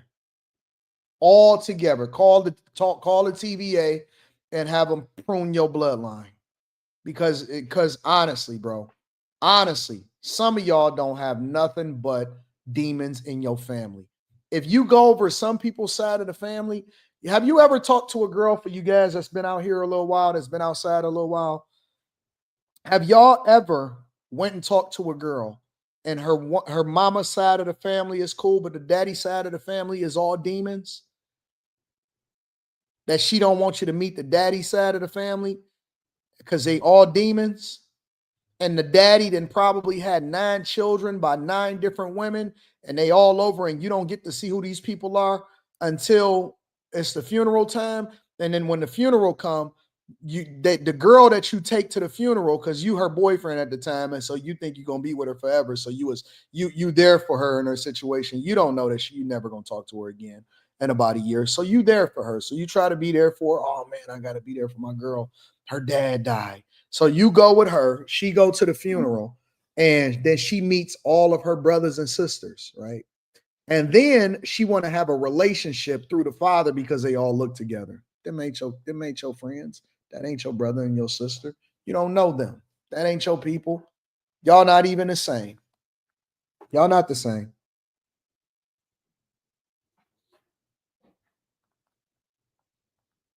You don't know them. Oh, my cousin called me. What cousin? I didn't know you had no extra cousins. I met all your cousins. My cousin called me and said that they wanted to link up. Nope. Nope. But technically we family. No, we not. No, we not. I'm gonna say, listen, I ain't gonna tell you nothing. I ain't gonna tell you nothing that I wouldn't do myself. I have family back in Georgia on my father's side, and they not even bad people. This is how cutthroat I am when it comes to making decisions, right? I have family on my father's side that's down in Georgia, right? I got some family down in Georgia, and I got some family on my father's side that's down in Florida. Some of them moved to Florida, right? And at my father's funeral, actually, I've known them because when we was younger, my father took me back to Dawson, Georgia to meet all of my people or whatever like that, right? And I was like, nah, you niggas is living in stick huts. We different. I'm from up north. You know what I'm saying? I wasn't born down here. So they was asking us, oh, y'all gonna stay tonight? Nah, we staying in a hotel back in Atlanta. We're gonna drive back to Atlanta and we're gonna stay in a hotel. So my grandmother died, my father's mother died here in Detroit. So we went to the funeral and everybody was there, whatever, so on and so forth, right? And they look like me, you know, same profile and everything, right? When my father died, of course, you know, we had the funeral and everything, and it was like, oh, you know, we should keep in touch. You know me. I hit him with the same line every time. Yeah, let's keep in touch or whatever, so on and so forth. Not ever calling you. Dawson is country. I'm never going to link up. Anton. Then they be asking me, you don't really call? No. I don't want to hang out. I don't want to call. I don't want to do none of that. My cousin tried to reach out to me on like Facebook or something like that because they ain't have my number. Hey man, I really need your help, dog. Well, it sounds like you need to call the police. Sound like you need to go. I'm having big problems, big cuz. And I know him. Like I know him. And I grew up. Well, I didn't grow up with him, but he was younger than me. And I ain't talked to you in 12 years.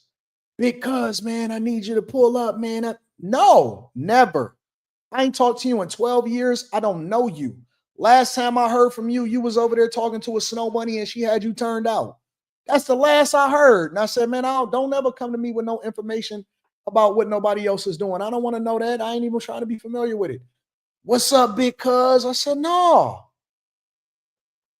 What you mean, big cuz? What you doing? I just looked at it. Because then they'll reach out to other people around you. Hey, such and such said that he needs you to call him. This is his number.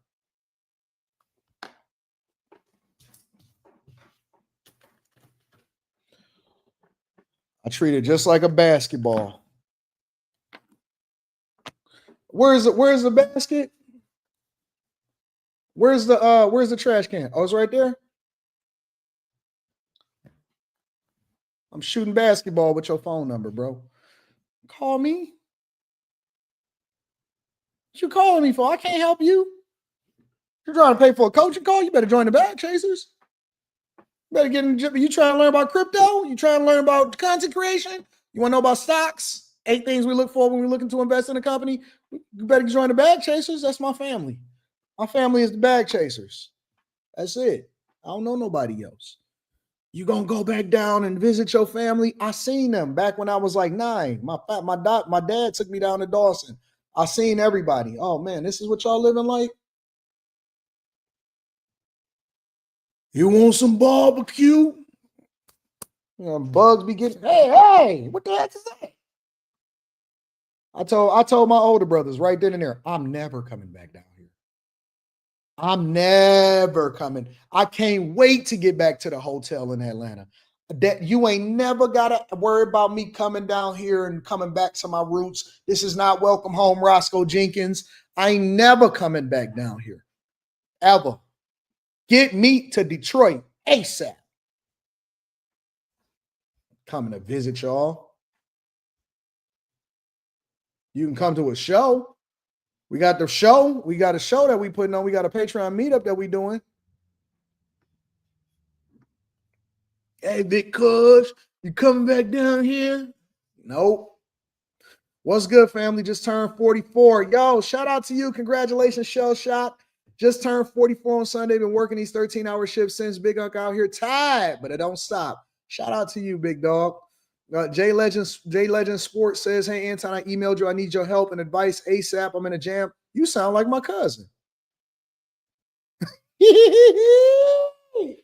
Yo, if you want to listen, if you in a jam, you should call the police, big dog. I ain't even gonna cap. I'm not gonna hold you. I ain't gonna hold you. If you in a jam, you probably need. Are you my cousin? Jay Legend, you better call the police, big dog. You better call the police. I'm not the person. I don't even want to know. I'm the wrong person to reach out to.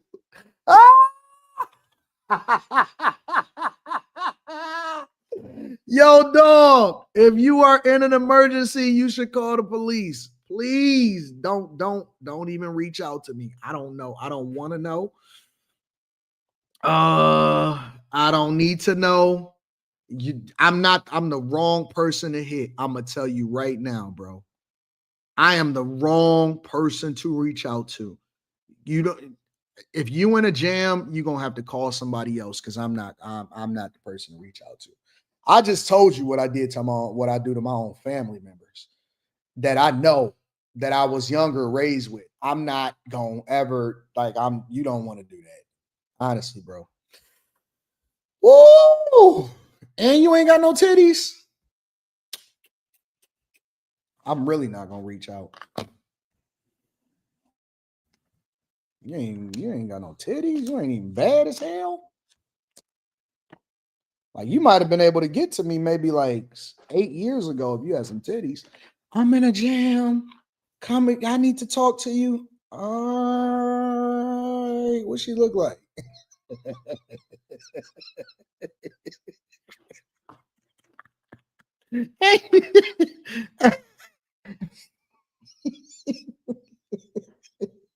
Hey, Quinn hit me up. Quinn says, yo, Tom, my homeboy said that he wanted to try to come on the panel on After Hours. I said, what'd you tell him? He said, nah, Anton, you ain't got no titties, my nigga. Anton probably ain't even gonna let you up. Oh, dog, you're gonna have to call somebody else. Just think about it like this. Look at it from this lens, because I don't want you to feel bad about it. I don't want you to feel bad about it. What would you do if you didn't know me? That's what I tell people all the time. What would you do if I wasn't here? What would you do if you didn't know who I was? Same thing. Same thing. Whatever you would do if you never discovered me is the same thing that you have to do in this situation. Just act like I don't even exist. Act like I don't even exist. Same thing that you would do if I wasn't here is the same thing that you need to do in this situation. All right. All right. Glad that we got that settled. Jay the Legend. If you're in a jam, this is some life decisions you got to make. Dark Lip Demons. Facts. Carrington Love Jr. says, got a rollie on my wrist because I'm cashing out. Rollie on my wrist. I'm cashing out. Smarty McFly, I think I got a different rollie in here. I'm about to switch up today. I might have brought two with me. I might have brought two rollies on my wrist. Let me see.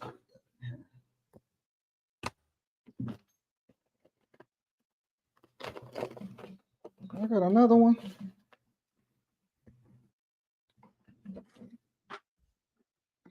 A rollie on my wrist is my cashing out. Ah, I did bring it. I forgot that I bought this one.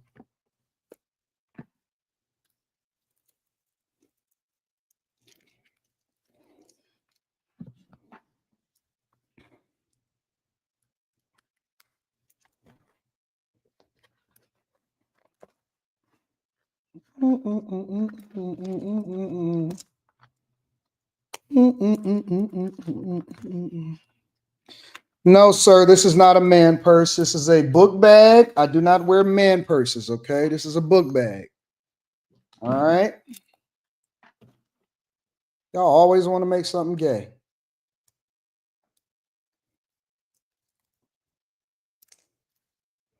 Somebody said I said a female wore that same watch. I know, because I gave it to her right after she got done doing. Let me be quiet. Ain't the daycare's open?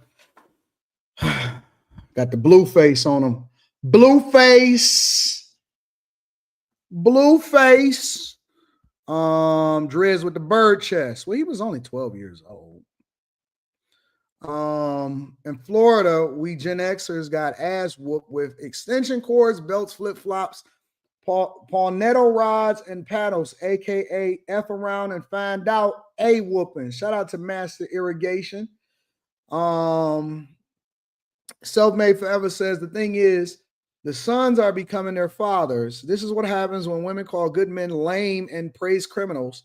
I bet he gonna get held down by some women while he's in prison. Well, he ain't never getting out, so it really don't even matter. I'm in the bind, AD says, great way. Eric Williams says, AD, what's good? Ewell reaching out to my Michigan brother, got me cracking up laughing, talking about your family members I can relate. I'm not about to sit here and go back and forth with nobody. 46 today, everybody got a birthday today. New bag chaser got in for the $9. The $9, Smarty McFly. Happy birthday, big dog. Executive Suite MLE says, just tuned in and you got me dying on this family stuff. Anyway, did you see the Hunter Biden interview talking about flicking the wrist? Yeah, I seen it. We reviewed some of it. Aaron Boyd says, AD, you hear Idaho brought back the firing squad? That's what I would pick. If you have the option to choose to get taken out or do life in prison, give me the firing squad. Chris Cunningham says, I'm in the bind, Nate.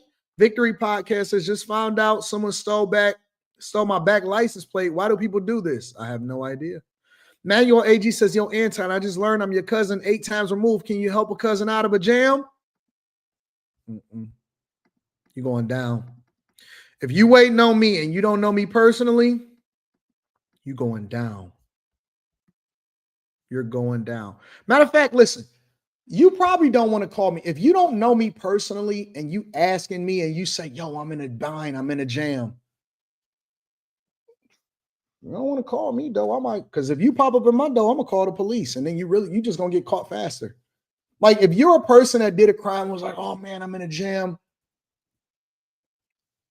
If I don't know you, I might call the police on you. All right, you in the jam? All right, dog, wait right there in that room real quick.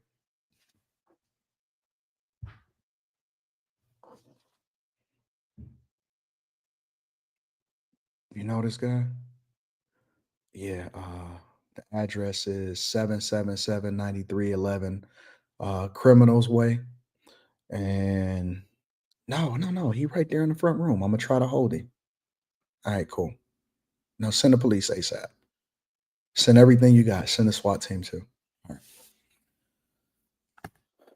So what's up, bro? What's going on? Man, I did something bad. Word. Hey man, why the police outside my door? You hear the police? I don't hear nothing. I can't aid in the bet, bro. I can't aid in the bet. You know, they had a reward out for those Louisiana criminals, but anybody that helped them or if they stopped by anybody's house, they was arresting them.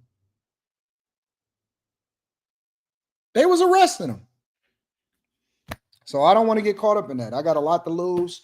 I got some live streams that I got to do in the morning. I can't spend the night in jail. Sage says, we going to entertain Sage. Sage doesn't have a profile picture. Let's see how Anton capes for Trump and the Epstein files. Do y'all just pop in randomly? Or like, are y'all regular watchers? Because I have to wonder, considering that I've covered a lot of these subjects over and over and over and over and over and over and over again. Do y'all like watch, or are y'all just like fair weather people that pop in and out depending on what the subject is? You know what? I woke up to last night. I didn't get none. I jerked off in my socks. I need to go troll somewhere. Because I've covered all of these subjects that y'all say that I'm not going to cover. I've done that a whole lot. Like the Epstein whole thing, that's old. That is old news, bro. We covered that a long time ago. All of this stuff is old, bro. I done clipped it up. People reacted to certain things and all of this stuff. Like I didn't already covered all of this stuff that y'all talking about.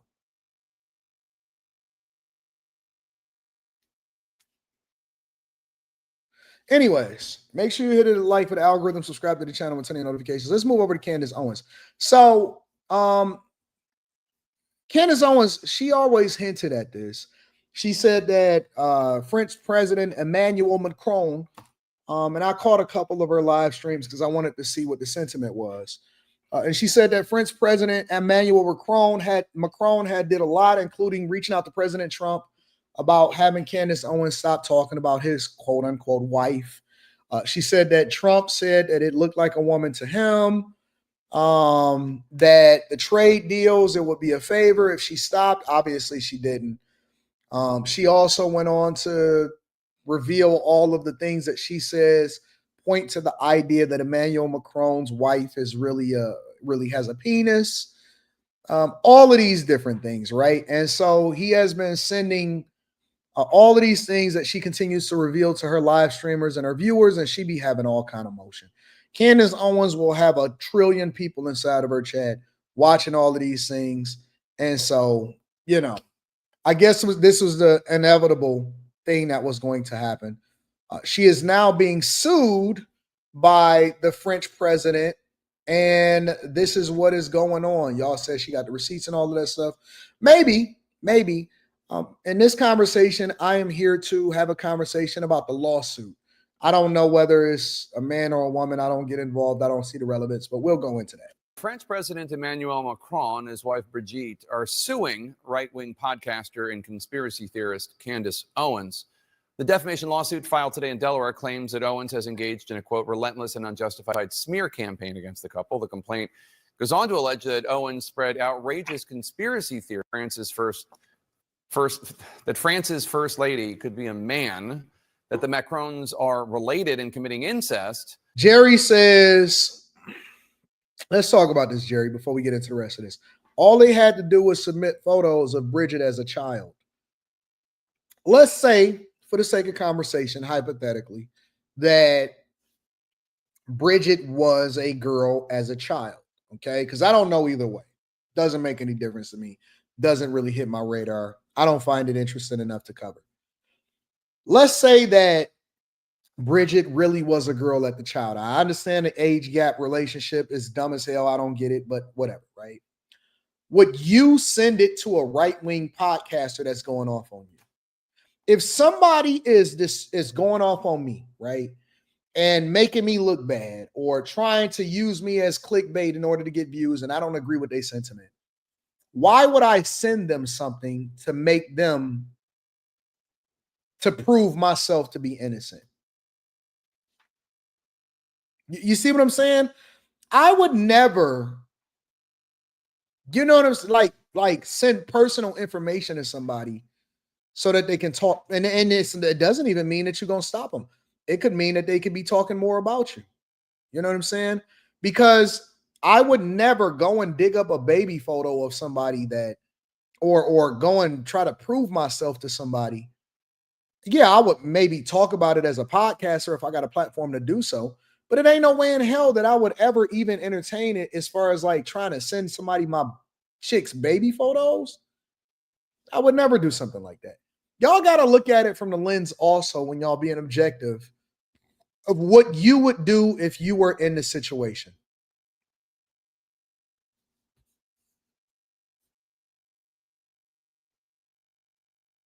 Y'all said it didn't start with Candace. You might be probably right. But she's the biggest one to address the issue, though, right? And that the Macrons, the couple, is being controlled by the CIA. Obviously, those are deranged claims. In response to the filing, Owens posted a screenshot of a news story about the lawsuit on her Instagram page and wrote, "I will be coming for this wig today. Stay tuned." Owens has, of course, a history of all sorts of deranged conspiracy theories and vile anti-Semitic rhetoric. She was temporarily suspended from YouTube for anti-LGBT comments. Joining us now to discuss is Tom Clare, the lawyer for the Macrons, Emmanuel and Brigitte. And we should note that if people recognize you, they might remember you from the Dominion case, suing Fox News for defamation, which resulted in a $787.5 million settlement from Fox, but who's counting? So the lawsuit claims that this has been a year-long campaign by Candace Owens. Why are the Macrons suing now? Like, what changed? Why sue now?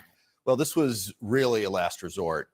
We have attempted to engage with her for the last year, putting evidence in front of her, request after request after request, that she just simply do the right thing. This is not a legal thing. Do the right thing, tell the truth, stop spreading these lies. And each time we've done that, she mocked the Macrons. She mocked our efforts to set the record straight. She refused to retract what she had said. She started a merch campaign. She's selling T-shirts mocking and celebrating her defamation of them. And enough is enough. It was time to hold her accountable for this campaign. So your lawsuit alleges, quote, every time the Macrons leave their home, they do so knowing that countless people have heard and many believe these vile fabrications. It is invasive, dehumanizing, and deeply unjust. Some people out there might think, really, the first couple of France can't leave their home in France without. So here's my question, right? Because I don't know enough about this to deep dive into all of the evidence and the presentation of it, nor am I even interested. I'm interested in the financial aspect of it. So here's my question, all right? What is the incentive? Like, some of y'all say he must be guilty. What is he guilty of? What is he guilty of? Because, see, what I'm trying to understand is, how is this relevant to anything that you do inside of the president's office? I mean, from an entertainment perspective, I understand why Candace Owens is going down this path. From an audience perspective, when you say that must mean he's guilty, what is it that he's guilty of is what I'm trying to understand. Because Candace Owens, entertainer, journalist, whatever it is that you want to talk about, I'm with it. I believe that content is content, and whatever generates revenue and views, that's what you deep dive into, right? Into whatever it is that you're getting into. So what I'm trying to understand is, what is he guilty of exactly?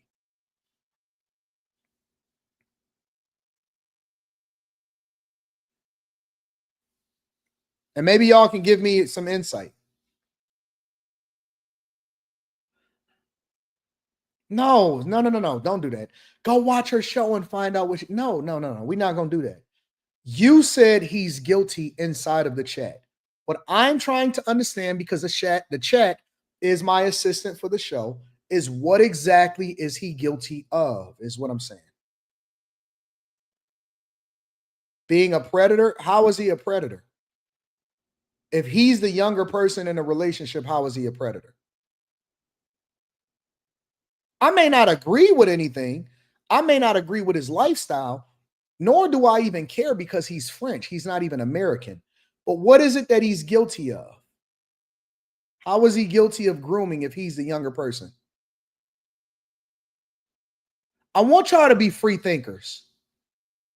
I want y'all to be free thinkers. I don't want you to use talking points.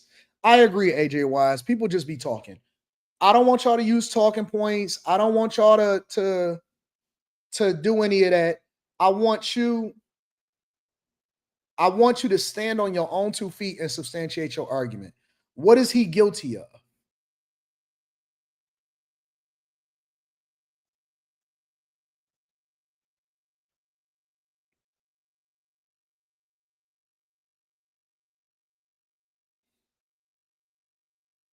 I know a lot more about this topic than y'all do. I know a lot more about this topic, Nicole, than I'm letting on. I'm asking the question from a C student's perspective because I need people to substantiate their argument. The same way that I used to hold people accountable on Fight Club is the same thing that I'm having a conversation about here. Just because I don't say what I know or that I don't say what I'm familiar with does not mean that I don't know. Sometimes I ask a rhetorical question that I already know the answer to. So I'm familiar with a lot of what Candace Owens is presenting. It's just not interesting enough for me personally to cover because I think she's doing a good enough job on her own. What I'm asking you as an individual thinker is what exactly do you think he, Emmanuel Macron, is guilty of?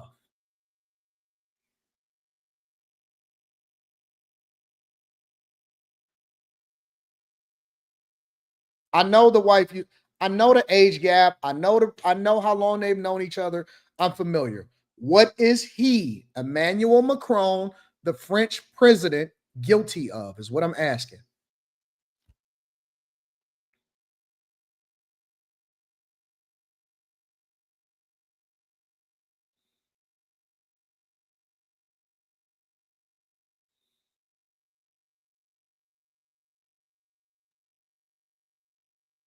Okay, let's continue on with the show. Just think about it before you start using talking points. Worrying that people believe the deranged nonsense from this American podcaster? Yeah, what people don't really understand, and a lot of people can go on TV and talk about the president, talk about the first lady, you know, pundits can get on and talk about them, but what people forget is these are human beings. These are a married couple. They have a social life, they have a private life together, they have the same feelings and the same hurt from these sorts of defamatory statements as anybody would. And it does have a material impact on them. It is, you know, it's incredibly upsetting to have this said year after year. And this sort of falsehood is a cancer, and it metastasizes into obviously the media, but it also metastasizes into other circles that they are. I said the wife is the issue. What is the wife doing that's changed, that's doing any, like, how is the wife the issue in y'all lives? Listen. I disagree with a lot of stuff. I disagree with homosexuality. I disagree with murder. I disagree with a lot of things, right? And I'm sure that there's a lot of things that you guys disagree with morally also, especially here in the United States of America. He's a French president. Most of y'all have no clue about anything about what's going on over in France. And so what I'm asking is, why are people that are here in the United States of America, that's not content creators, that look at this beyond as entertainment? Because I think that people sometimes lose the plot. Like, I think that people start taking stuff so personal, and I'll be thinking to myself, well, why is this so important to you?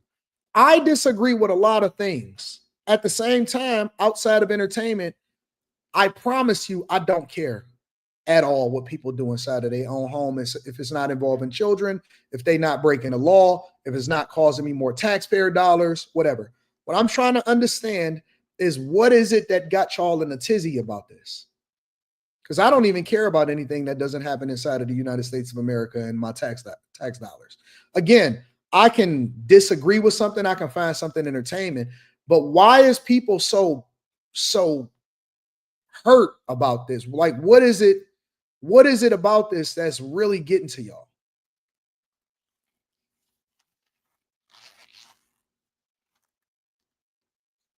Because they lying. What do you, I don't give a fuck.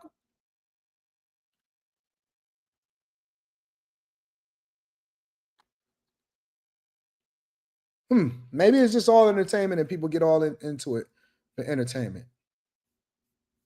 I don't know.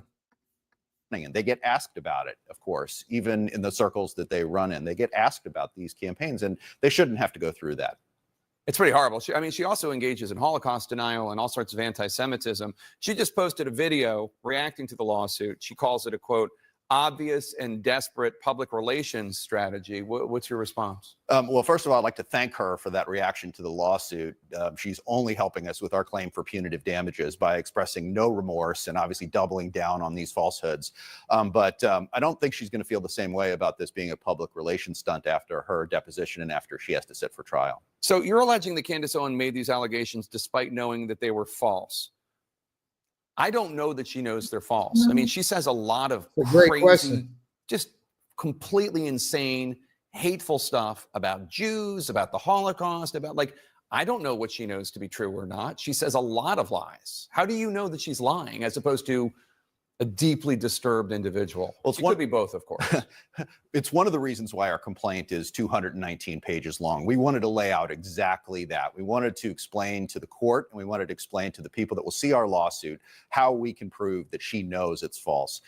we allege that there's evidence that she knew it was false when she started this campaign over a year ago. She started relying on things she knew was discredited. But then over the past year, when we have put this information directly in front of her, even if you want to give her a pass for the early crazy stuff that she said, after we put facts and information in front of her, black and white, multiple times. What? Like her, the first lady's birth certificate? Like what kind of facts? Yeah, we have laid out extensive evidence in our complaint demonstrating that she was born a woman, she's always been a woman, and the allegations of CIA control conspiracy and the incest and all the other things are demonstrably false. Putting aside the fact that they're all inherently implausible, what you said at the outset is obviously really important. In our system, if you're making an inherently implausible allegation, the standard is higher. You have to come forward with better evidence if you're going to say it. She has none of it. All she's done is mock them and ridiculed them and repeated it. There are a bunch of these hate mongers out there that have been saying the same thing about Michelle Obama, the former First Lady of the United States. Do you think she should sue?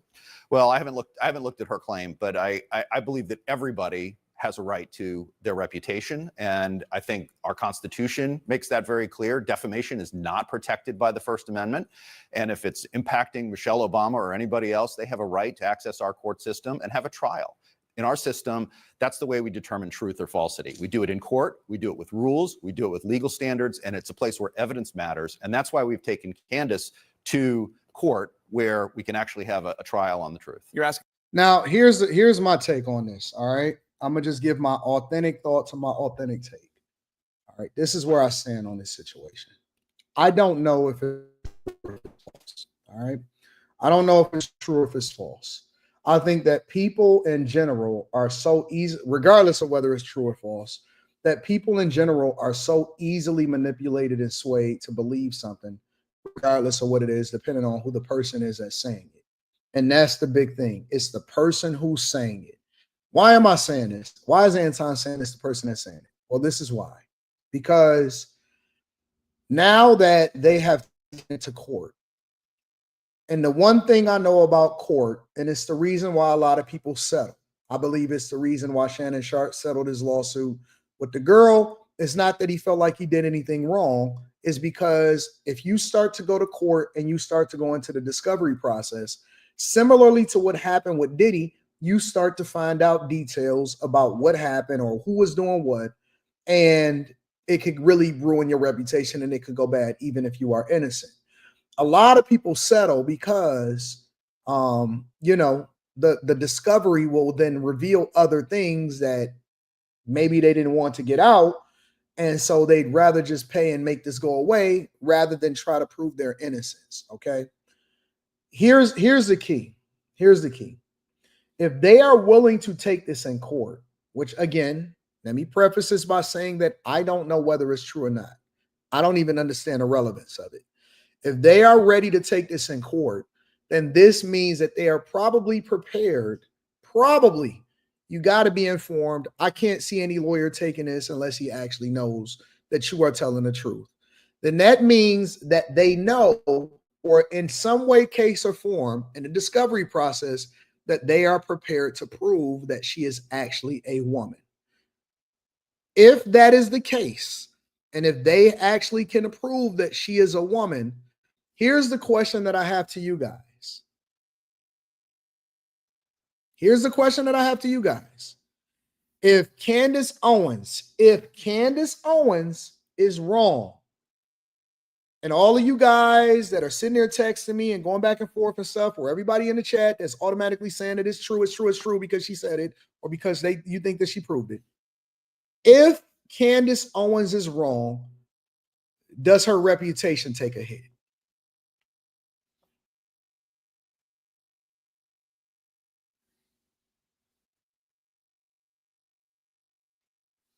If they actually file a lawsuit and they're willing to go through the discovery and the trial, and they actually go through with this, if she is wrong, does her reputation take a hit in the eyes of you people that are automatically saying that she is right, and y'all automatically assuming that everything she's saying is right?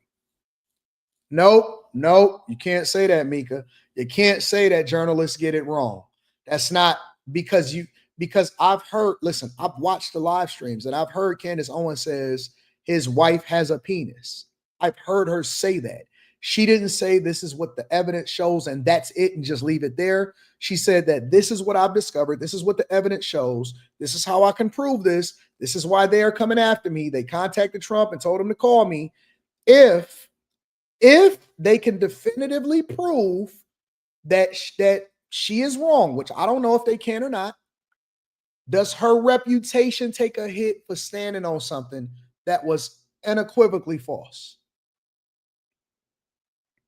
Y'all get out y'all feelings. Y'all got to get out y'all feelings. You can't say she's telling the truth. She's telling the truth. That's not the question that I'm asking, right? We all can have our opinion of whether we think it's right or whether we think it's wrong, all right? If it is proven for her to be wrong, then does her reputation take a hit is what I'm asking y'all.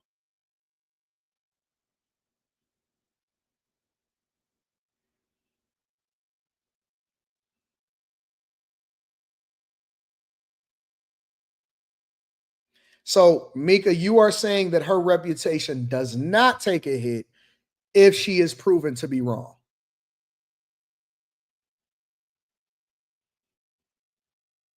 Somebody said she continuously asks for proof. That is not how you do stuff. That is not how you do it. You can't say this is the truth, and so you have to prove that I'm wrong of what I'm accusing you of. The burden of proof rests on the journalist. The burden of proof rests on the person that is saying and making the false accusations and claims. You can't say that. You can't sit there and make up a lie about me, not saying that she's lying, but let's assume for the sake of conversation, you can't sit there and make up a lie about me and say, you got to prove that I'm not lying about you. That's not how life works.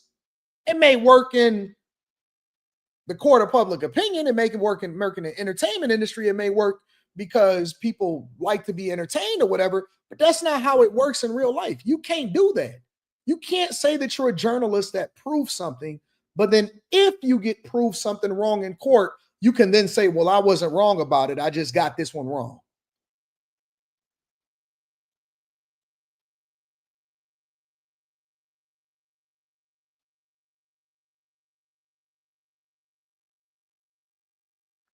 Interesting.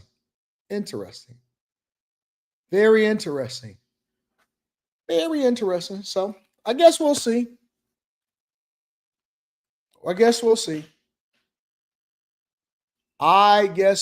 Y'all are saying that even if it's proven to not be true. So I guess Cardi B was wrong when it came to Tasha K then too, huh? Because the whole time I was watching, for example, in that particular case, Tasha K was saying this and people were saying, yeah, and she got STDs and look at the proof and look at this and so on and so forth. And again, we don't see it play out in court. So it's only a matter of time. It doesn't matter what I think. It doesn't matter what you think. The discovery is going to show it to be something different. When Tasha K was saying what she was saying about Cardi B, everybody was on the wave. Everybody was rocking. Everybody was like, it's true. Oh my God, I can't believe this is what's going on, so on and so forth. Right? When Cardi B took the test, proved that she didn't have STDs, proved it in court, all of a sudden everybody switched. I know y'all gonna switch sides. Y'all always switch it up back and forth. Y'all go back and forth. It ain't have nothing to do with whether or not Tasha K had a terrible lawyer. It had everything to do with whether or not it was true or not. It had everything to do with whether or not it was true or not. Again, I'm going to ask the same question again. If Candace Owens, because I don't know, if Candace Owens is wrong in the court of law and she loses, she may win, she may lose. We're going to see. If Candace Owens is wrong, does her reputation take a hit? As a credible source, does her reputation take a hit? That's what I'm asking. Make sure y'all hit a like for the algorithm, subscribe to the channel, and turn on your notifications.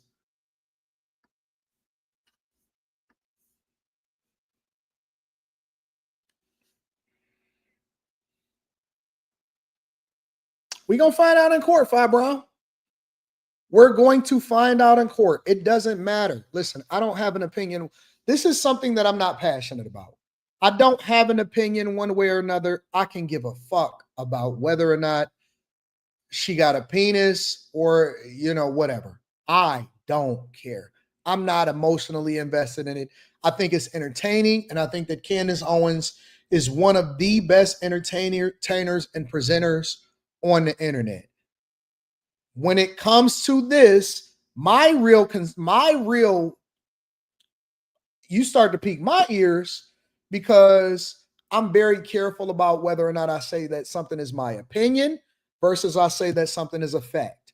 And so I'm always wondering, does somebody's reputation take a hit as far as how they market themselves and how credible they are if they are proven to be wrong, is all I'm saying. So I don't care either way. He French, it doesn't matter to me, has nothing to do with what's going on here in America. I'm just curious about the lawsuit itself. Anyways, make sure you guys hit a like for the algorithm, subscribe to the channel with turning on notifications. Mr. Bibb says, tired of doing drywall, still have 40 sheets to go. It's a beautiful human day at work. Shout out to you. Mr. Lot says, why do 10 when you can tell on a friend? Facts. Preach says, if you haven't been to Nashville, I have been to Nashville multiple times. I love hanging out in Nashville. Y'all got one of the best downtowns ever, especially around Vanderbilt. You got to pull up one day. I'm from Flint. Been here 20 years. It's lit. Yeah, you late to the party. I've been rocking out in Nashville for a long time. Anton, don't do me like that, bro. Says Jay Legend of Sports had just had a birthday on 22nd of this week too, but I need your advice though.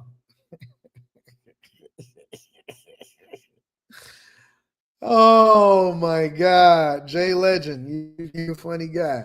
1080 Kendall says it's a weird pattern of world leaders with questionable backgrounds. This weakness can be used to control them. Jay Legend of Sports says Candace clowned him because he got a manly voice. Donald Burns says, AD, is it just me or do Candace have them Afeni Mohammed McDonald's girl eyes? I haven't looked into Candace's eyes. I think that Candace is beautiful, to be honest with you, physically. I think she's a very, very pretty girl. Jason Draven says he has attempted to sway Trump on his dealings with Ukraine. Manuel AG says, my only question is what good does this do for the U.S.? Whether she's a man or a woman, it does nothing for us. Mika says a sitting press suing independent media. CNN doesn't like when Trump sues after giving facts, but rebels and Macron doing it call it hate. I think that CNN was pretty objective in his questioning of the lawyer, though, Mika. Jake Fever says Candace lose, XX Candace lose, XY, she wins only evidence. Billy Goat Gruff says, I don't care about this, but he brings up her birth certificate. Here's the facts. In France, you can legally change your gender on your birth certificate. I don't know nothing about France's laws, to be honest with you. Billy Goat Gruff says we need baby pics. What is that going to do? 414 Shell Shock says, but what is a woman? This might be tricky. Five Brown says, nope, Candace rep doesn't take a hit. She has a lot of believable reasons why she thinks what she's saying is true. If she's wrong, she's wrong. Stephen A is wrong. No. It's much different to be wrong on basketball and whether or not somebody is the greatest player of all time than it is to accuse somebody of having a penis, Five Brown. Come on, you smarter than that, bro. His predictions of games, his credibility is still A1. Stop, bro. Stop. I can't believe y'all comparing this to Stephen A. Smith. Really? Is this what we doing now? Y'all got to do better, bro. Y'all really got to do better. Sterling says, no, her reputation from conservative Republican stands. Even if she's wrong, I believe many of her viewpoints are still valid. So it don't matter if somebody is actually telling the truth. The only thing that matters is whether or not you actually believe in their viewpoints. All right, well, then I know I'm going to always be around no matter what it is that I say. Mr. Lott says it would take a hit because she'll start to look more like a bully and less like a thought leader. Sega Did It says she asked to interview them and listed a few questions before coming forward with the claims. They refused to answer, and now here we are. In American courts, you have to prove a person purposely chose to defame you. So I got to accept your interview because you offered it to me? Y'all weird, man. Honestly, y'all weird as hell. Y'all are weird as hell. Takes a huge hit. Some things would have to be lies if she's proven wrong, says Brian Simpson. Y'all are weird, bro. Y'all are so fucking weird. Anyways, let's move on. Let's move on. All right, y'all, let's deep dive into what it is that I really wanted to talk about. And this is Obama accused of treason with manufacturing a Russian hoax to try to discredit Trump. Make sure you guys hit a like for the algorithm, subscribe to the channel, and turn on your notifications. Let me see something real quick. Make sure I get this up. Where is this at? All right, here we go. Is this it? Yeah, this is it. All right, here we go. Y'all ready? Let's deep dive into this whole Russia situation with Obama and Tulsi Gabbard having this conversation. Tulsi, thank you for being here. Thank you very much. Good afternoon. At President Trump's direction and with the support and coordination with the House Intelligence Committee Chairman Rick Crawford, today we've released a declassified oversight majority staff report that was produced in September of 2020. The stunning revelations that we are releasing today should be of concern to every American. This is not about Democrats or Republicans. This has to do with the integrity of our democratic republic and American voters having faith that the votes cast will count. There is irrefutable evidence that detail how President Obama and his national security team directed the creation of an intelligence community assessment that they knew was false. They knew it would promote this contrived narrative that Russia interfered in the 2016 election to help President Trump win, selling it to the American people as though it were true. Rebuilding 15,000 homes.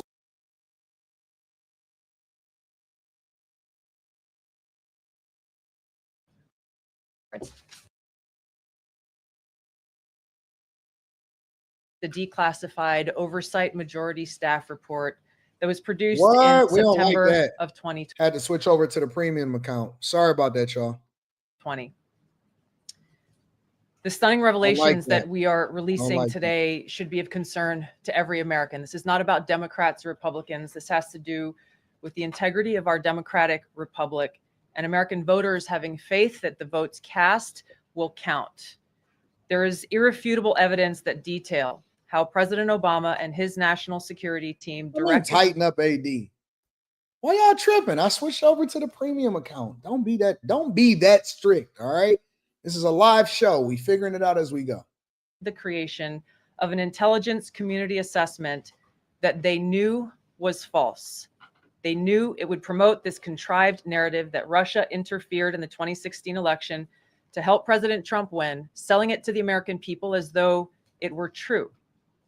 It wasn't. The report that we released today shows in great detail how they carried this out. They manufactured findings from shoddy sources. They suppressed evidence and credible intelligence that disproved their false claims. They disobeyed traditional tradecraft intelligence community standards and withheld the truth from the American people. In doing so, they conspired to subvert the will of the American people who elected Donald Trump in that election in November of 2016.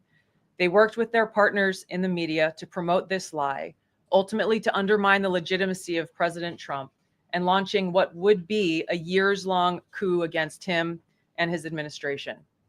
We're here today because the American people deserve the truth, they deserve accountability, and they deserve justice. The records that we released on Friday that were ODNI records, Senator Chuck Grassley's release on Monday of what is known as the Clinton Annex, which was an appendix to the Department of Justice Office of Inspector General's 2018 report, as well as the House Intelligence Committee's majority oversight report that we're releasing today, all come back to and confirm the same report.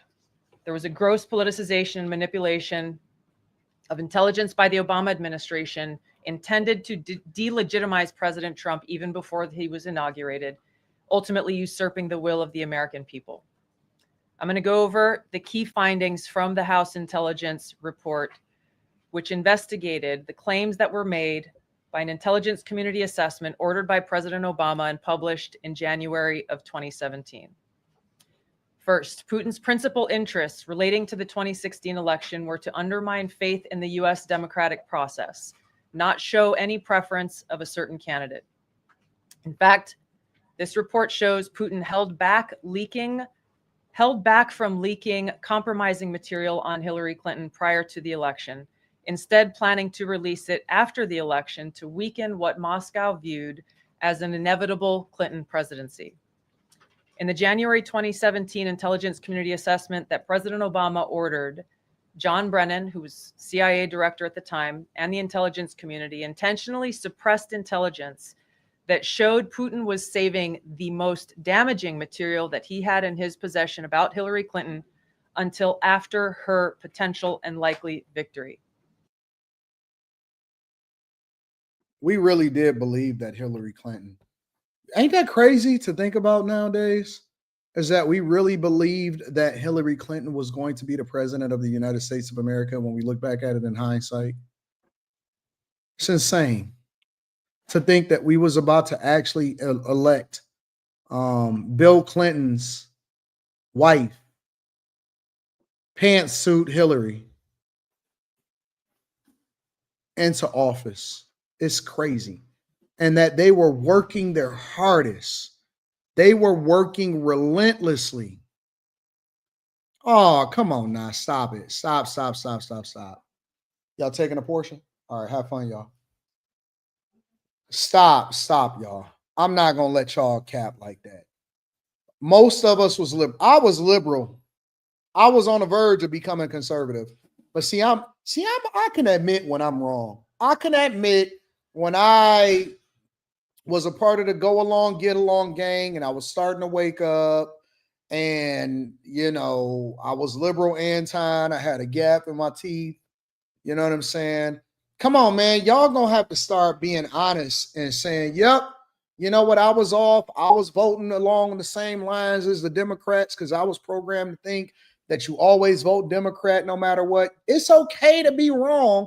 That's where the growth comes from. I like the fact that I used to be wrong and that I've changed and evolved because it means that we're open to the possibility of changing. It's nothing wrong with being wrong. Everybody acting like they never was going to vote along because Obama told you to. Yes, y'all was. Yes, y'all was. I was wrong. Other people was wrong. It's a lot of y'all. Maybe not everybody, but it's a lot of people that was wrong. If y'all, listen, 92% of y'all voted for Kamala Harris. I know for a fact you voted for Hillary Clinton. I know for a fact some of y'all voted for Hillary. Absolutely 100% I know for a fact that some of y'all did. Y'all not going to sit here and tell me that y'all was just always Team Trump. I wasn't. And the reason that I didn't vote, that I wasn't Team Trump in 2016 was because I didn't believe that Trump was actually serious about becoming president of the United States of America. And I said that. I said that I thought that Trump was using it as a marketing opportunity to bring more visibility into his brand, that I didn't believe he was serious about being president of the United States of America. So I said that, and I stand on that today. I said that, and I stand on that today, but I was wrong. I was off, and I was wrong. And then I voted for Trump in 2020, and obviously I voted for Trump this past election. But I don't like it when people act like they've been on this wave since they was born. I've always been Republican. No, some of y'all haven't. Some of y'all haven't. Some of y'all are wave riders. Some of these people is the same people that was Golden State bandwagoners. All of a sudden, you was always a Golden State fan. No, you wasn't. No, you wasn't. No, you wasn't. Some of y'all, I believe some of y'all was, but most of y'all, I don't believe y'all. Most of y'all, I don't believe y'all. I never liked Hillary, but I voted for her simply because I was a part of the Democrat plantation. So I just went with whatever the go along, get along gang was. Y'all gonna have to start being real, man. Come on, man. It's okay to be honest. The report goes into great detail about the information that Russia and Putin had, on Hillary Clinton, which included possible criminal acts, secret meetings with multiple named U.S. religious organizations in which State Department officials offered in exchange for supporting Secretary Clinton's campaign for the presidency, significant increases in financing from the State Department. They also had documents that showed the patronage of the State Department to State Department employees who would go and support Hillary Clinton's presidential campaign. There were high-level DNC emails that detailed evidence of Hillary's, quote, psycho-emotional problems, uncontrolled fits of anger, aggression, and cheerfulness, and that then Secretary Clinton was allegedly on a daily regimen of heavy tranquilizers. Then CIA Director Brennan and the intelligence community mischaracterized intelligence and relied on dubious substandard sources. Hillary is a dope fiend, y'all. Had access to them good drugs. To create a contrived false narrative that Putin developed a quote-unquote clear preference for Trump.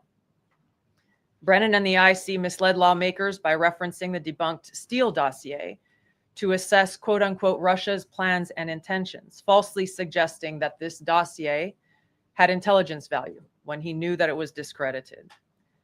The intelligence community excluded significant intelligence and ignored or selectively quoted reliable intelligence that contradicted the intelligence community assessment's key findings on Putin's alleged support for Trump. Including this intelligence reporting would have exposed the ICA's claim as implausible, if not ridiculous. The intelligence community assessment omitted reliably sourced information, such as how some Russian intelligence officials were quote-unquote planning for candidate Hillary Clinton's victory, while others assessed neither Trump nor Clinton would respect Russia's interests. As was reflected in the ODNI documents that we released on Friday, multiple intelligence community assessments released in the months leading up to the November 2016 election concluded that Russia had neither the intent nor capability to impact the outcome of the US election. On December 5th of 2016, the FBI and ODNI gave the House Intelligence Committee its first post-election classified briefing, in which there was no mention of Putin aspiring to elect Trump by either agency. The Presidential Daily Brief, drafted on December 8th of 2016, stated that no Russian or criminal actors impacted vote counts. This document was pulled just hours before it was to be published due to quote-unquote new guidance. If it had been published, it would have been briefed to both President Obama and President-elect Donald Trump. On December 9th, 2016, a National Security Council meeting was called to gather President Obama's senior national security officials, which included CIA Director Brennan, then Obama DNI James Clapper, Susan Rice, and others. If Obama did collude with or collude against the Trump administration in order to try to undermine his position in becoming president of the United States of America, by basically trying to manufacture a Russian hoax to say that, that the election in 2016 was influenced by Russia, then I think that he should face the same kind of scrutiny and consequences that came along with Trump, and how it is that Trump had to defend himself all while he was, rocking out in the Biden administration. That's what I believe. I believe that they were so fearful when they realized that he actually had motion. I believe that they were so fearful that when they realized that Trump, wait a minute, hold on, what's going on here? People actually rocking with this guy? Michelle, did you see the later poll?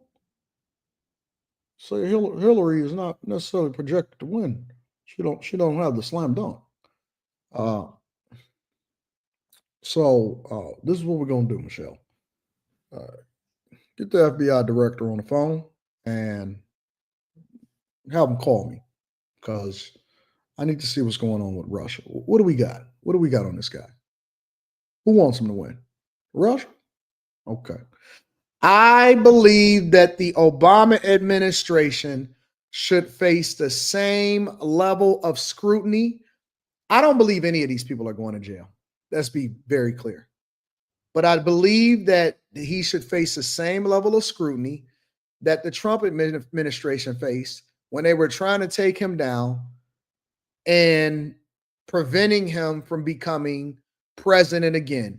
It's nowhere in the world that you'll ever convince me that Biden got 81 million votes. Never, ever.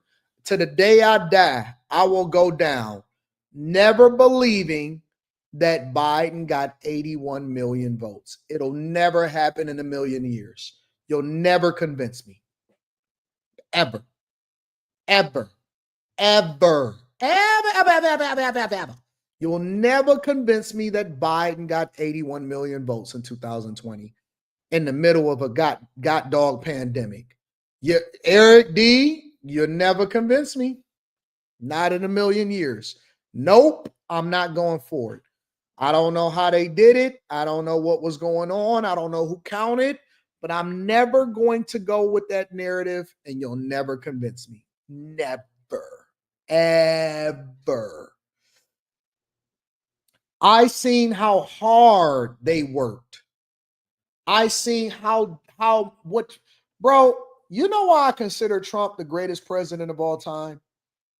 The reason that I consider his legacy and he's the greatest person of all time is not just because he actually doing what the things is that he said that he was going to do, but because of the uphill battle that he's had to fight in order to do so. Bro, they tried to take him down in New York with Letitia James. They tried to take him down in Fulton County. I still remember when it's still a part of the White House records that the Atlanta mayor and Fonnie Willis and her boyfriend had an impromptu meeting, and they had a White House. Was no reason for them to be at the White House, meeting with the vice president who wound up becoming the candidate that ran for president of the United States of America, meeting with the vice president right before they started to file charges against him in Fulton County. Now, maybe they didn't do their due diligence, and maybe they just got sloppy and didn't realize that Fonnie Willis was busting it down for a real one with the Gorilla Grip P. But they tried to take him down in Fulton County. They tried to take him down in Florida. They tried to remove him from ballots, saying that he was a convicted felon. And so the way that he was able to overcome all odds and is still the man, he has to be at the very least the greatest president of our lifetime. At the very least, he's the greatest president of our lifetime. Now, considering all that they tried to do to him, I believe that they tried to assassinate him. I believe that they tried to take him out. I believe that they really, come on, man. Everything had to work in Trump's favor, and some divine intervention had to play a role in his life in order for him to still be here executing on the things that we know is the right thing in the United States of America today. And so if he can face that level of a scrutiny, I have no problem with Obama, who has been skating high and been chilling and riding the waves and making all of his money from Netflix and probably giving $1-2 million speeches. And now his wife is so bored that she's starting a podcast with her alien head-shaped brother, Craig, who nobody cares about. You know, Craig is so whack. Let me tell you how whack Craig is on this platform, on YouTube. Craig is so whack. We knew Craigs in our day. We know who a Craig is. Craig is so whack that Craig got fatter since they started the podcast. You got to alley-oop. You've been riding your sister's wave. Craig is... Your sister married the president of the United States of America. The least you can do is get yourself together. You know you're going to have to eventually be on camera, or y'all going to want to start a podcast. You know, because Michelle is going to start a podcast and I'm going to be right there with her. Nigga, get it together. Get it together. Them knees. Craig walked just like, he got them Kenny Smith knees. Yeah, he thought that he wasn't going to get no smoke because I'm just a quiet guy, and the manosphere is just, you know, the young guys, they look to the manosphere. They need to look to Obama. Them Kenny Smith legs. Yo, he wanted to be a content creator, so he going to get it just like everybody else. Craig is whack, and he stutter a lot, and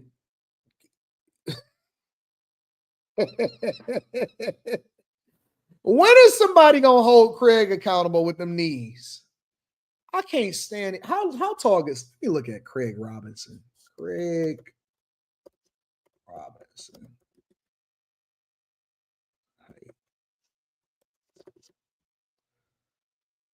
No, not that Craig Robinson. Craig Robinson, not the actor comedian. We don't want to talk about him. Craig, you gotta. That's how you know you a sucker. Is because when you got to put in somebody's name and put your sister name next to it in order for you to do it. Craig is 6'6".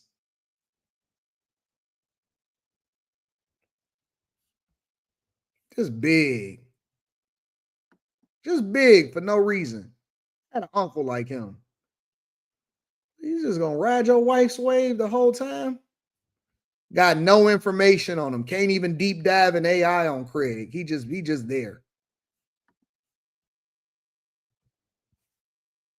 Is this his girl? Is this Craig Robinson's girl?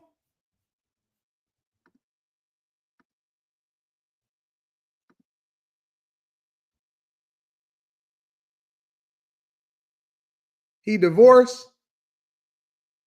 Is this is his ex-wife?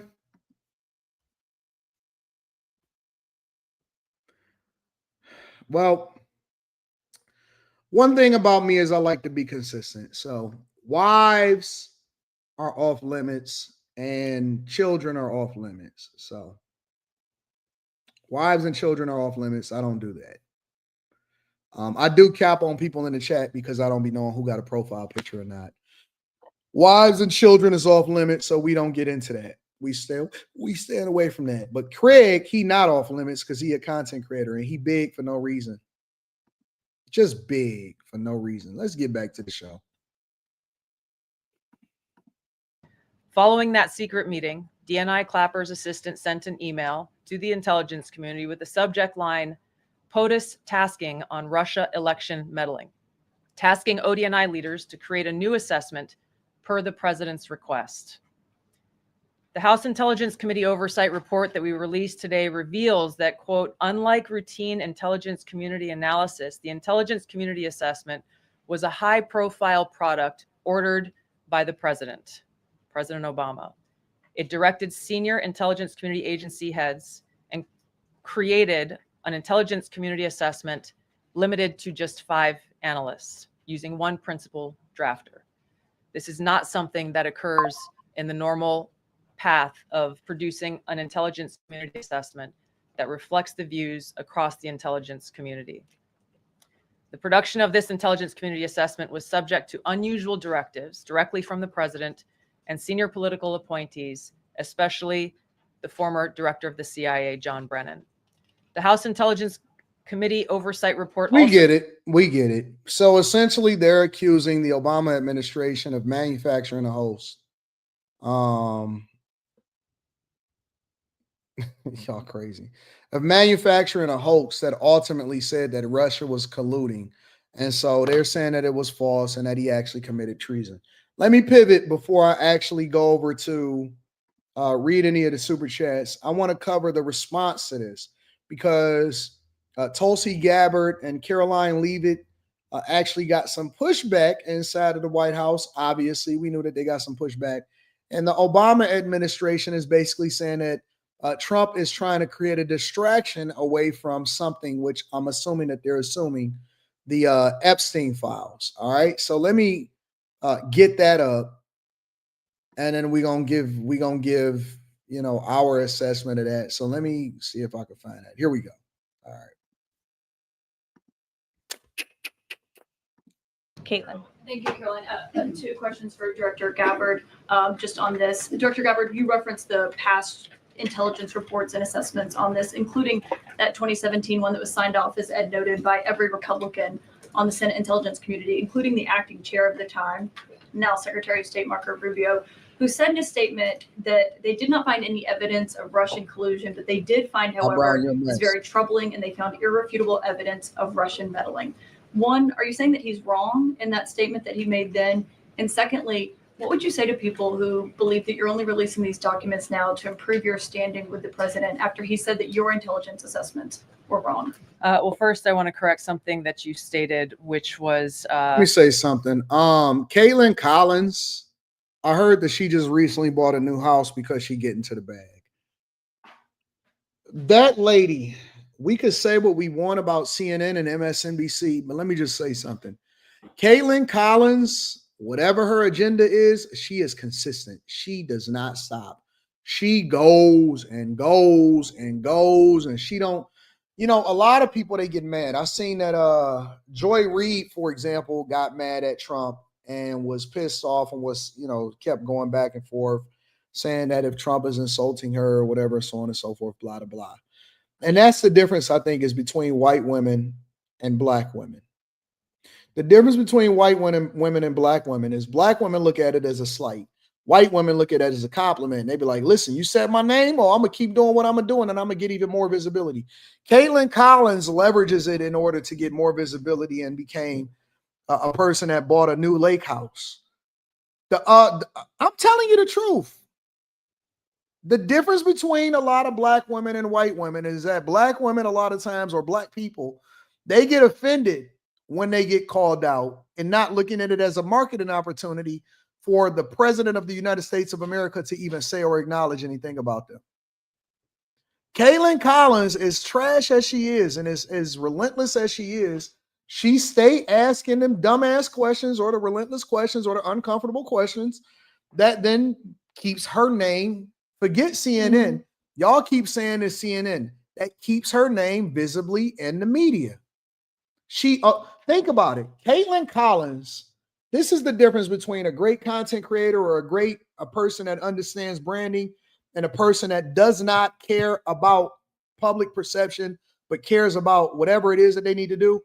Caitlin Collins is the only reporter that we name by name that is in the White House that Trump regularly acknowledges and say CNN fake news or whatever. Caitlin Collins is the only reporter in the White House that regularly gets visibility. Every time I'm talking about marketing. Forget whether or not we think she's right or not. Caitlin Collins understands her role and she plays it to a T.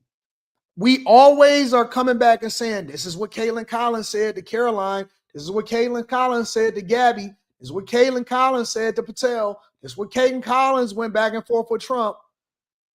And she just continue to get paid, continue to promote herself, continue to get more visibility. And so when black women, I can't believe you said it, Caitlin, be like, listen, I got a follow-up question.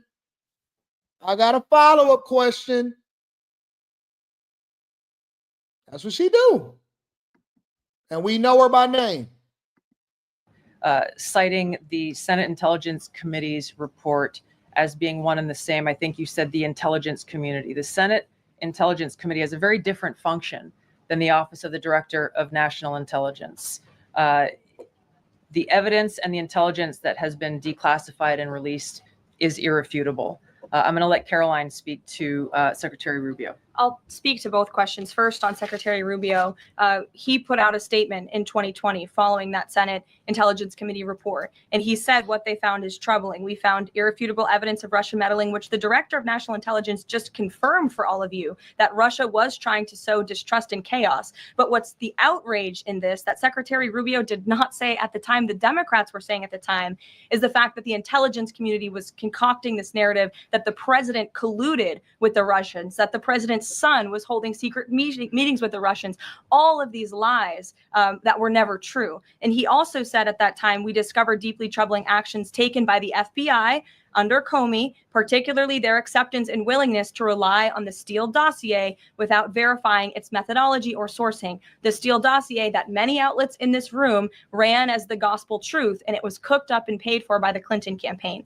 As for your second question, Caitlin, I think who is saying that she would release this to try to boost her standing with the president? Who has said that? Well, the president has publicly undermined her when it came to Iran. He said she was wrong. He told me that she didn't know what she was talking about. That was on Air Force One. No, on camera. The only people who are suggesting that the director of national intelligence would release evidence to try to boost her standing with the president are the people in this room who constantly try to sow distrust and chaos amongst the president's cabinet, and it is not working. I will just answer your question directly. I am with the president of the United States every day. He has the utmost confidence in Director Gabbard. He always has. He continues to, and that is true of his entire cabinet, who is all working as one team to deliver on the promises this president made. This is Obama and what his team has released. Now, I find it funny that Obama actually had this conversation, and he felt compelled to even respond to this, because the way that they try to market Obama is they try to make it seem like Obama don't really know about nothing about what's going on. Oh, he don't really pay attention. Oh, when his team lets him know that, hey, this is what they're saying. They're saying that you and Michelle Obama are facing divorce rumors. I think that it's all nonsense. I think it's BS. I believe that Obama knows everything that's going on. I think he's aware. I think he's very much got a lot of insight. I think he is smart as hell in that he plays his role and just never responds and makes it seem like, oh, I didn't even know until y'all told me. I didn't even know until he know. Listen, they know about everything. They know about the manosphere. They know about all of this stuff. So his wife is aware, but he don't know nothing. And he just so happened to find out when somebody just throws him a little, hey, Obama, they talking about you. Oh, really? Oh, okay. I didn't know that. Oh, that's crazy. Come on. He knows, and he's smart. But it's funny because they market him as a person that is not aware of what's going on.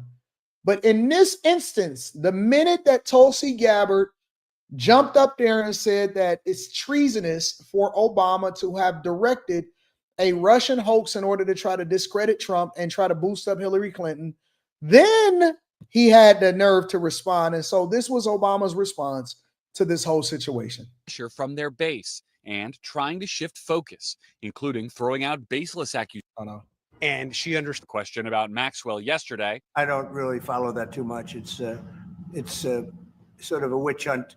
He and the White House have been well aware of the pressure from their base and trying to shift focus, including throwing out baseless accusations that former President Obama tried to influence the 2016 election.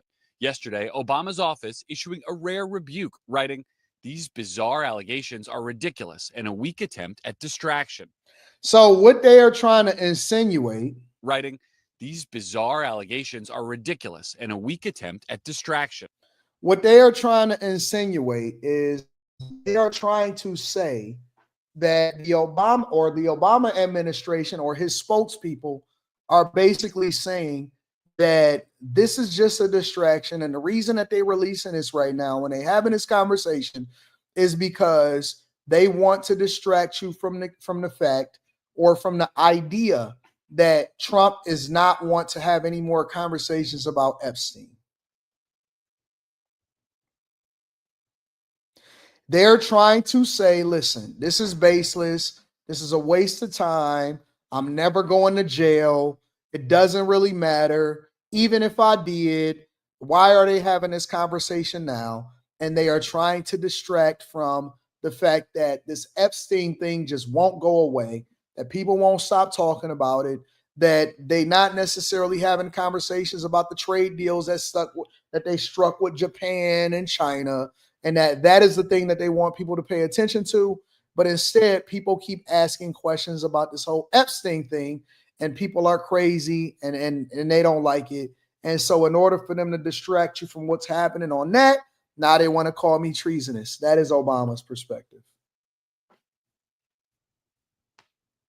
I want to know what y'all think about that. Do you think that Obama is accurate? Do you think that the Trump administration actually found evidence that the Obama administration colluded with Russia? Right? Do you think that that was a hoax? What do y'all think?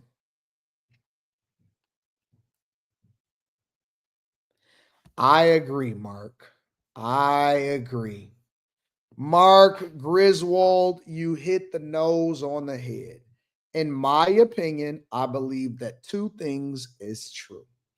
I believe that this is absolutely something that they would like people to focus on in order to take their attention away from the fact that people won't stop talking about this whole Epstein situation. I also believe that, according to what was released, that the Obama administration tried to discredit the Trump administration in saying that he worked with and colluded with Russia to influence the election. I believe both of them. I believe them both. Absolutely. I personally, in my opinion, I believe them both. I never not believed that the Obama administration and everybody, I still believe the Obama administration was the ones that was running the White House and the Biden administration. Everything that we find out 7 and 9 years later when it doesn't even really matter. Everything that we find out is 7 and 9 years later when it doesn't matter anymore, when we have the hindsight. I believe that they did try to influence what was happening in the election. I believe that they did influence what happened in the 2020 election. And I also believe that the Trump administration would like for people to stop asking about this whole Epstein situation. I believe it all. I believe it 100% without any kind of reservation whatsoever. Maybe I'm too unbiased. Maybe I'm too unbiased. Maybe I'm conservative in my views. I vote Republican because I like and I believe in what Trump is doing, but I'm also mainly independent in my observations in order to be objective about having these conversations. Because I can't not say it. I promised you guys this year, I said, look, y'all, this is what I promise you, and this is what I'm going to say. I'm going to really say what I believe, and I'm not going to ever not have a conversation because I believe it's only one way. I have to say it. I have to say it. And I could be wrong. I could be 100% wrong, but I have to independently, objectively say it. I do not just 100% rock with everything just because it's the Republican Party. I can't just go into that. I can't just tell you that. This is my opinion. These are my opinions because, you know, it is what it is.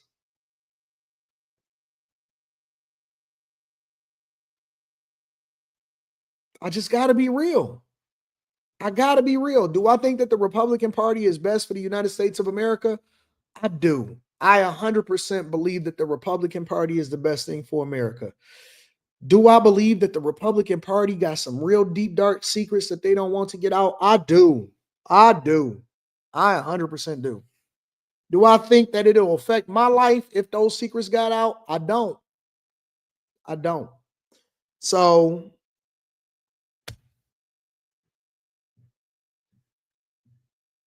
if you asking me to pick the ones that's best for what I think is the country, with the direction of the country, I'm gonna pick. I gotta pick what I gotta pick.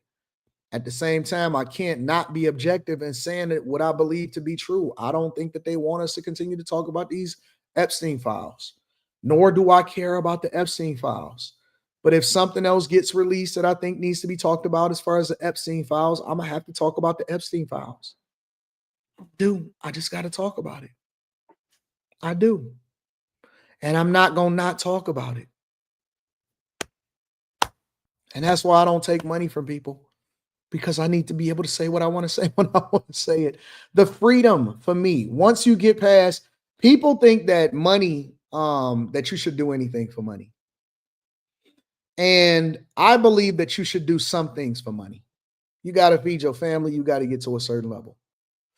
I believe that there's a number that you hit that you start saying that I don't really do anything else for money, so that I'm going to just say whatever it is that I say.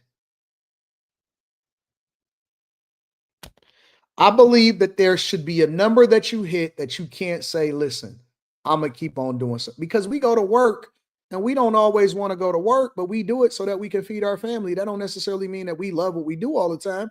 You do what you got to do until you can do what you want to do.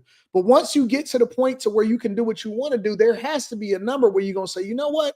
All right, I'm not doing this just for the money anymore. I'm also doing it because I need to reserve my integrity. So I can't just sell out. I can't just sell out. I can't just say it. You know what I'm saying? Y'all gotta hit a number in your head to where it's like, all right, you can't buy me, because then you try to control me. When you poor, you don't have to sell out. That don't mean get rid of your integrity. That means you're gonna have to do some stuff that you don't want to do when you don't want to do it. When you poor, you're gonna have to figure it out, bro. You're gonna have to sign that contract to dribble that basketball, even if you don't necessarily care for the commissioner. I gotta feed my goddamn family. I gotta feed my family. I gotta dribble that basketball because I don't necessarily care for the contracts that I got, but it's more than what I had. But when I get into a position where your first album deal is gonna be a slave deal. Your first album deal is gonna be a slave deal. Some of it is gonna be because you don't know no better. The other part of it is just gonna be, but when you learn and you get more information, you do better. That's why I say it's okay for y'all. It's okay if you admit that you used to be a liberal. It's okay if you admit that you used to be a Democrat. It's okay if you used to be poor. It's okay if you used to be a sucker. It's okay if you used to be a simp. The journey and the story of how you came out of it is much more powerful than you just being whatever it is that you're trying to sell to other people. I want to know how you got to where you are. I don't want to know that you always was there. Like, you wasn't always there.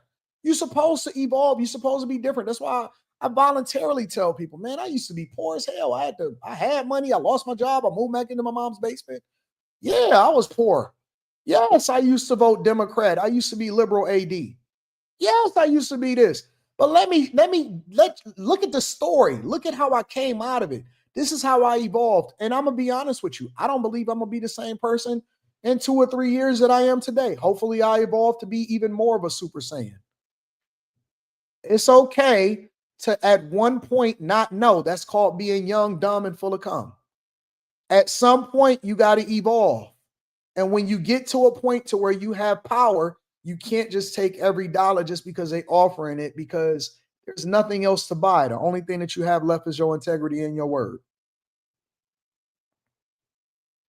That's all I'm saying. That's all I'm saying. It's just, we human. And people will better identify what you based off of the journey than it is of whatever it is that you're trying to sell them. Sales, one-time sales is a one-trick pony. We all didn't know. We all had to start somewhere. Manuel AG says, I was 17 telling my family and friends voting Obama because he was black was a mistake. They still believe he's the best president of all time. No, he's not. Not even close. Sir Dr. Mister says, personally, I think this is just something to get people to stop talking about Epstein. When Bonnie said Trump is in the files, I still think Obama is guilty. Mr. Joe says a picture of Trump should pop up whenever people Google the word resilient. Who is Craig, says Sir Dr. Mister. That's Michelle Obama's brother.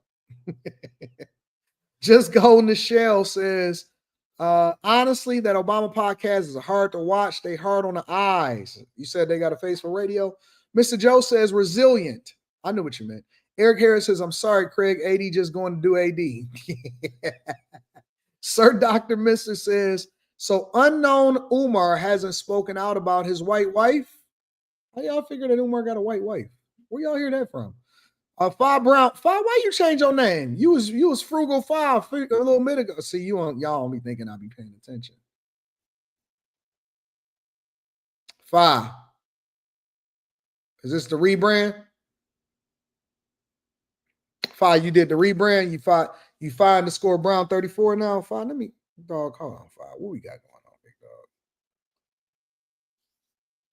Y'all don't think I pay attention. I pay attention to everything. I know everything that is going on in these streets. Five, what we doing? Mid-show, you changed your name?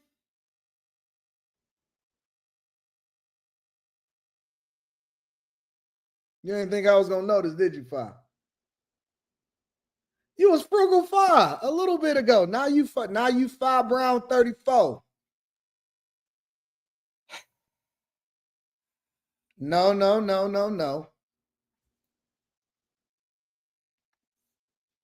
Nah, YouTube changed the names for some reason to the ad handles. I changed it back to Fi Brown.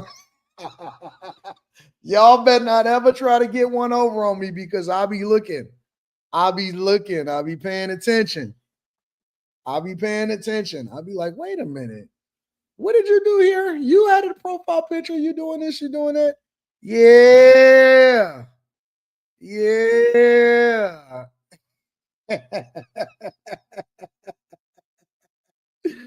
Bobby, I don't think I'll be paying attention. I'll be paying attention. I know what's going on. I know what's happening. I pay attention to my people. I like the handles. I like handles. Handles is dope. He said, wow, Craig is 6'6". Dang, so he's an old version of wasted potential guy that you, me, and Slimmy in your car was in an elevator in D.C. Yep, he is. Sir Dr. Mr. says Trump campaigned on locking up crooked Hillary in 2016 and did nothing. Billy Goat Gruff says he's not disrupting. Why not dispute rather than just say it's a distraction? Biden was Obama's third term. I think Trump initially wanted to release the files, but when he saw what was in it, he was like, yeah. 50% simp with the super sticker. I appreciate you. Thank y'all for tapping in. We got another thing that we need to cover. What y'all thought that was it? Yeah, we doing whole shows. Don't matter where we at. California, Detroit, Salt Lake City. Where else I was at? Vegas. We doing whole shows. I want to talk about this really quickly, and I want to spend 10 to 15 minutes on this. And I want to talk about accidental landlords who can't sell homes. Accidental landlords that can't sell homes. All right. So basically, there was this video that dropped because I've been watching it, and obviously we're going to talk about it in Real Estate Club and Block Club inside of the Patreon. And the next Patreon after this one that we do the content creation stream. So make sure y'all tap into the Patreon. Link is in the description as well as pinned to the top of the chat. I wanted to talk about this. And so basically there are people that are becoming landlords that never intended on becoming landlords. And it's because they can't sell their home. Now, one of the reasons that people are saying that they can't sell their homes is because they're saying that they're priced too high. And I agree. So what happens is, young Sav, 16, what happens is this. People put their homes on the market. They can't move them because a lot of times they're overpriced and they want to get a certain amount for them. And so instead of selling the home, what happened is they become an accidental landlord. So they don't move, but they maybe have to move for another job. They got to move because they want to go to a different city. Maybe they want to get a different lifestyle. Maybe they don't feel like they can afford the home anymore and they want to downsize. And so because they can't sell the home, what they then do is that they start to actually lease it out to other people that are looking to come up. And so there's a massive demand for rentals. I am able to predict this stuff. I can see this stuff 10 years out. I've been saying this for a long time. Y'all that have been on this platform and the people that's inside of the Patreon, you know why I've been on the grind and the hunt and continuing to buy property and building property and so on and so forth. Especially for a person like me that owns homes mortgage free and I don't have to, I don't have to do anything as far as sending any money over to the mortgage company. The rental market is on fire. It is on fire. It's on fire from people that don't want to. It's some people, I'm going to be honest with y'all, it's some people that's not interested in owning a home, and justifiably so. There's some people that are interested in not owning a home. It is a huge responsibility, massive responsibility, especially for a home that is not just newly built. You got maintenance, stuff breaks. You got higher water bills, property taxes. Some of y'all live in HOAs, all of this stuff. People don't truly understand the true cost of quote unquote buying a home. Home maintenance is very expensive. I just have one of my properties, one of my oldest properties. I just put a roof on it. The roof cost me $20,000. The siding is costing me $31,000, right? It's very, very, very expensive. Very expensive. It was $20,000 for the roof, and it's $30,000 for new siding, and then I got stone going on it and all of this stuff, right? That's just the outside.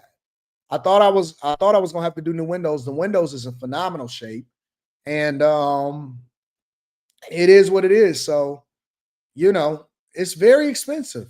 It's very expensive. Those of y'all that's been following my vlog, I had allocated $100 grand just to do, upgrade all of the things in the property and all of that stuff. It's so expensive. It's very expensive to own a house. So anyways, these people are becoming accidental landlords. And this is what CNBC was having a conversation about the other day. I thought it would be a good conversation to have. Harder to sell a home with persistent high prices, high mortgage rates, economic concerns weighing on the consumer. So sellers are trying a new tactic that could have a big impact on some investors. Diana Olick has the details in today's Property Play. Hi, Diana.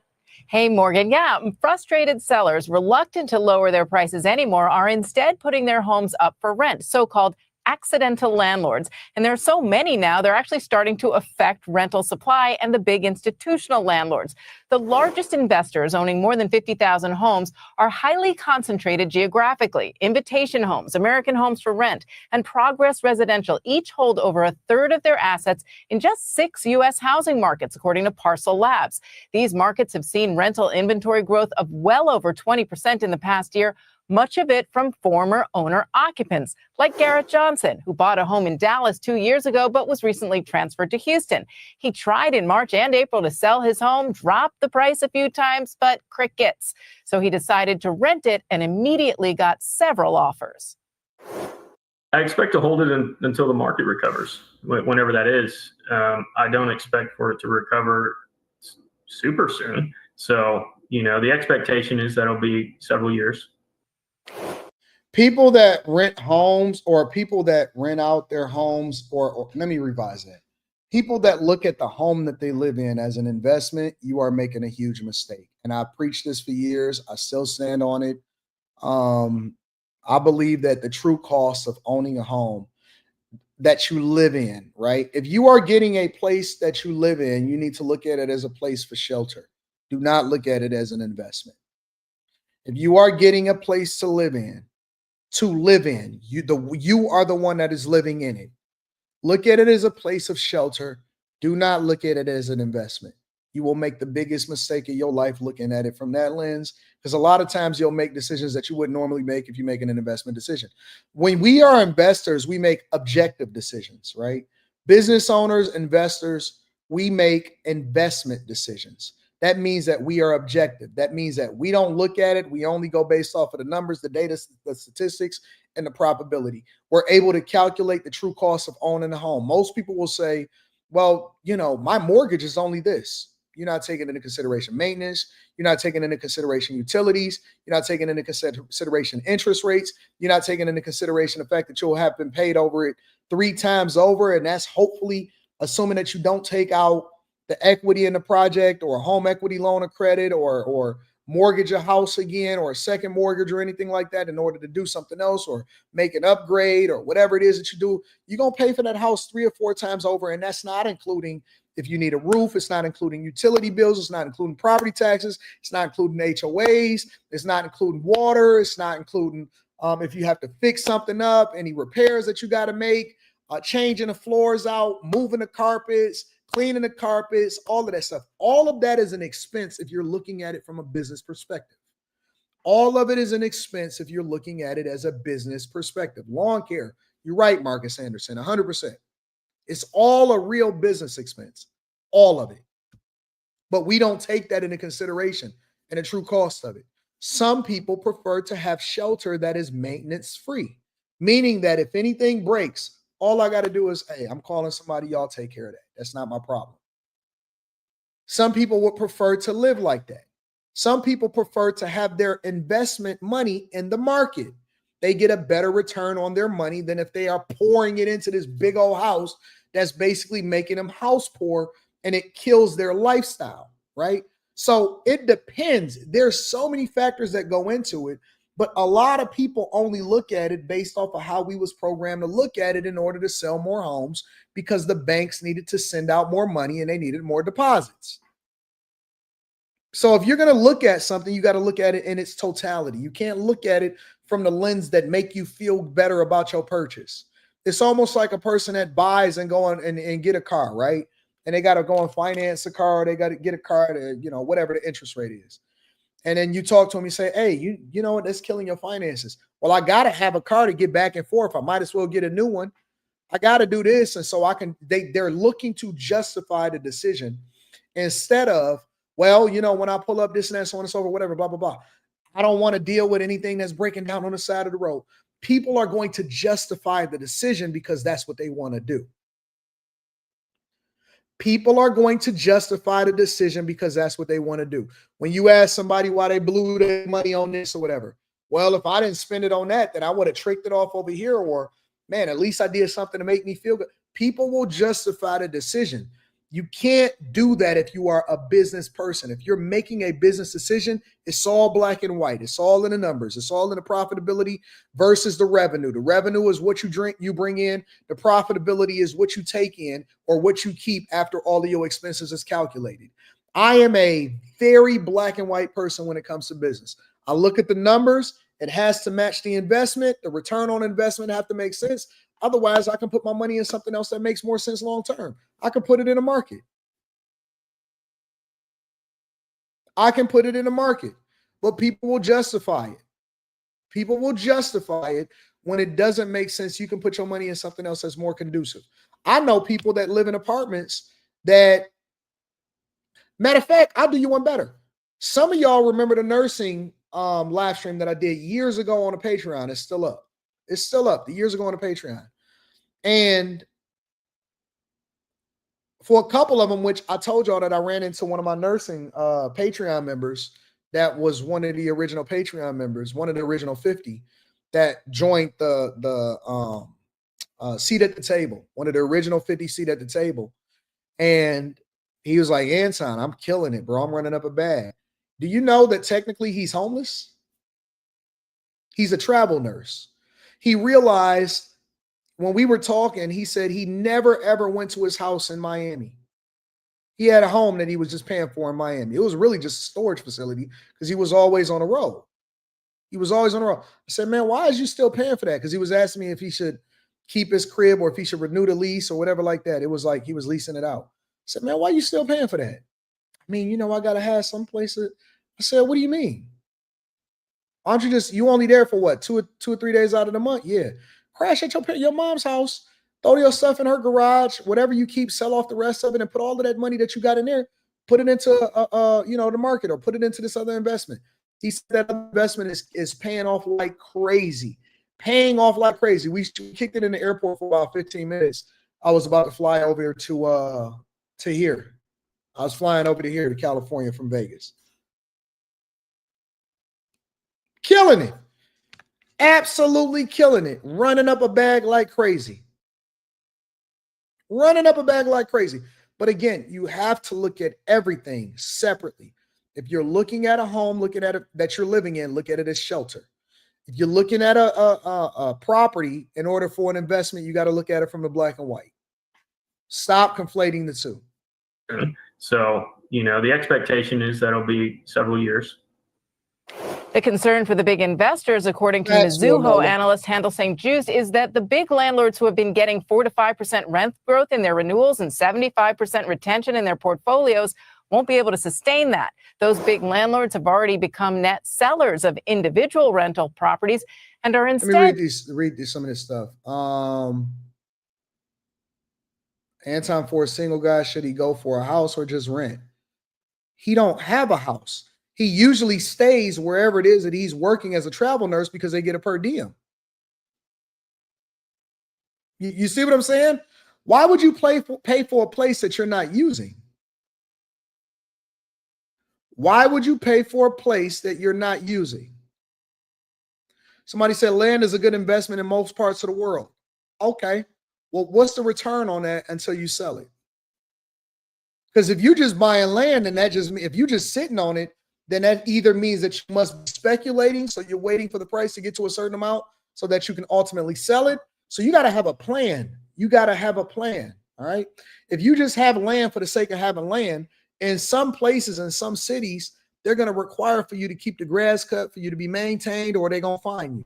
So that's an expense. They're going to require for you to pay the property taxes on it every year. That's another expense.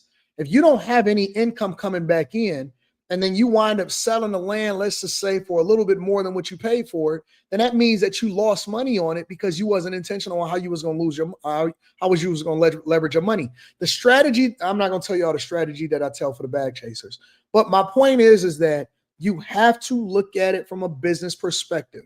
They tell y'all to do stuff, but they don't tell you why to do it. They don't tell you how to look at it and how you need to be making adjustments so that you can leverage and make sure that your resources is really adding up and generating way more resources where you can put it where it works best. You understand what I'm saying? If you just have land for the sake of having land, then that just means you're just sitting on stuff and it's costing you money. If you're not necessarily bringing in revenue as a result of owning the land, and that means that you just sitting there.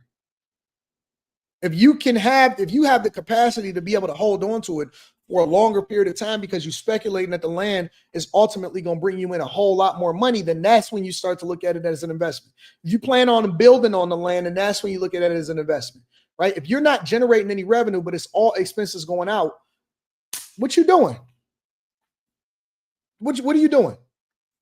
Turning more. This is one of the reasons why we used to do coaching calls, because I needed to teach people how to think and look at things from a business perspective. The build for rent communities. Now, this is just one of the stories in our Property Play newsletter out this morning. If you haven't already signed up, do that on cnbc.com/property play or on that handy dandy QR code. It comes to you every Tuesday morning. Morgan? Yes, it is worth the read. Congratulations on Property Play, by the way, because I don't think I've gotten to say that to you. Just to follow up on this, obviously there's an impact here on the institutional investors and the companies that are in the single family home market. I do wonder how it speaks to the spread that we've seen between renting versus buying homes if you are a consumer, though. Well, it's obviously a lot harder to buy a home right now because of the affordability issues and the higher mortgage rates. So you have not only more people looking to rent, but more people staying in their rentals. And you have those who are in apartments who might have been looking to buy a home now saying, well, why don't I rent a single family home? Because then I get more space. I get to be in a neighborhood with better schools, et cetera. So you are going to start to see more of that rental demand. We've already been seeing that over the past. And that's true also. Make sure you guys hit a like for the algorithm, subscribe to the channel, and turn your notifications. Oh, we went in overtime today. We've been streaming for over 3 hours.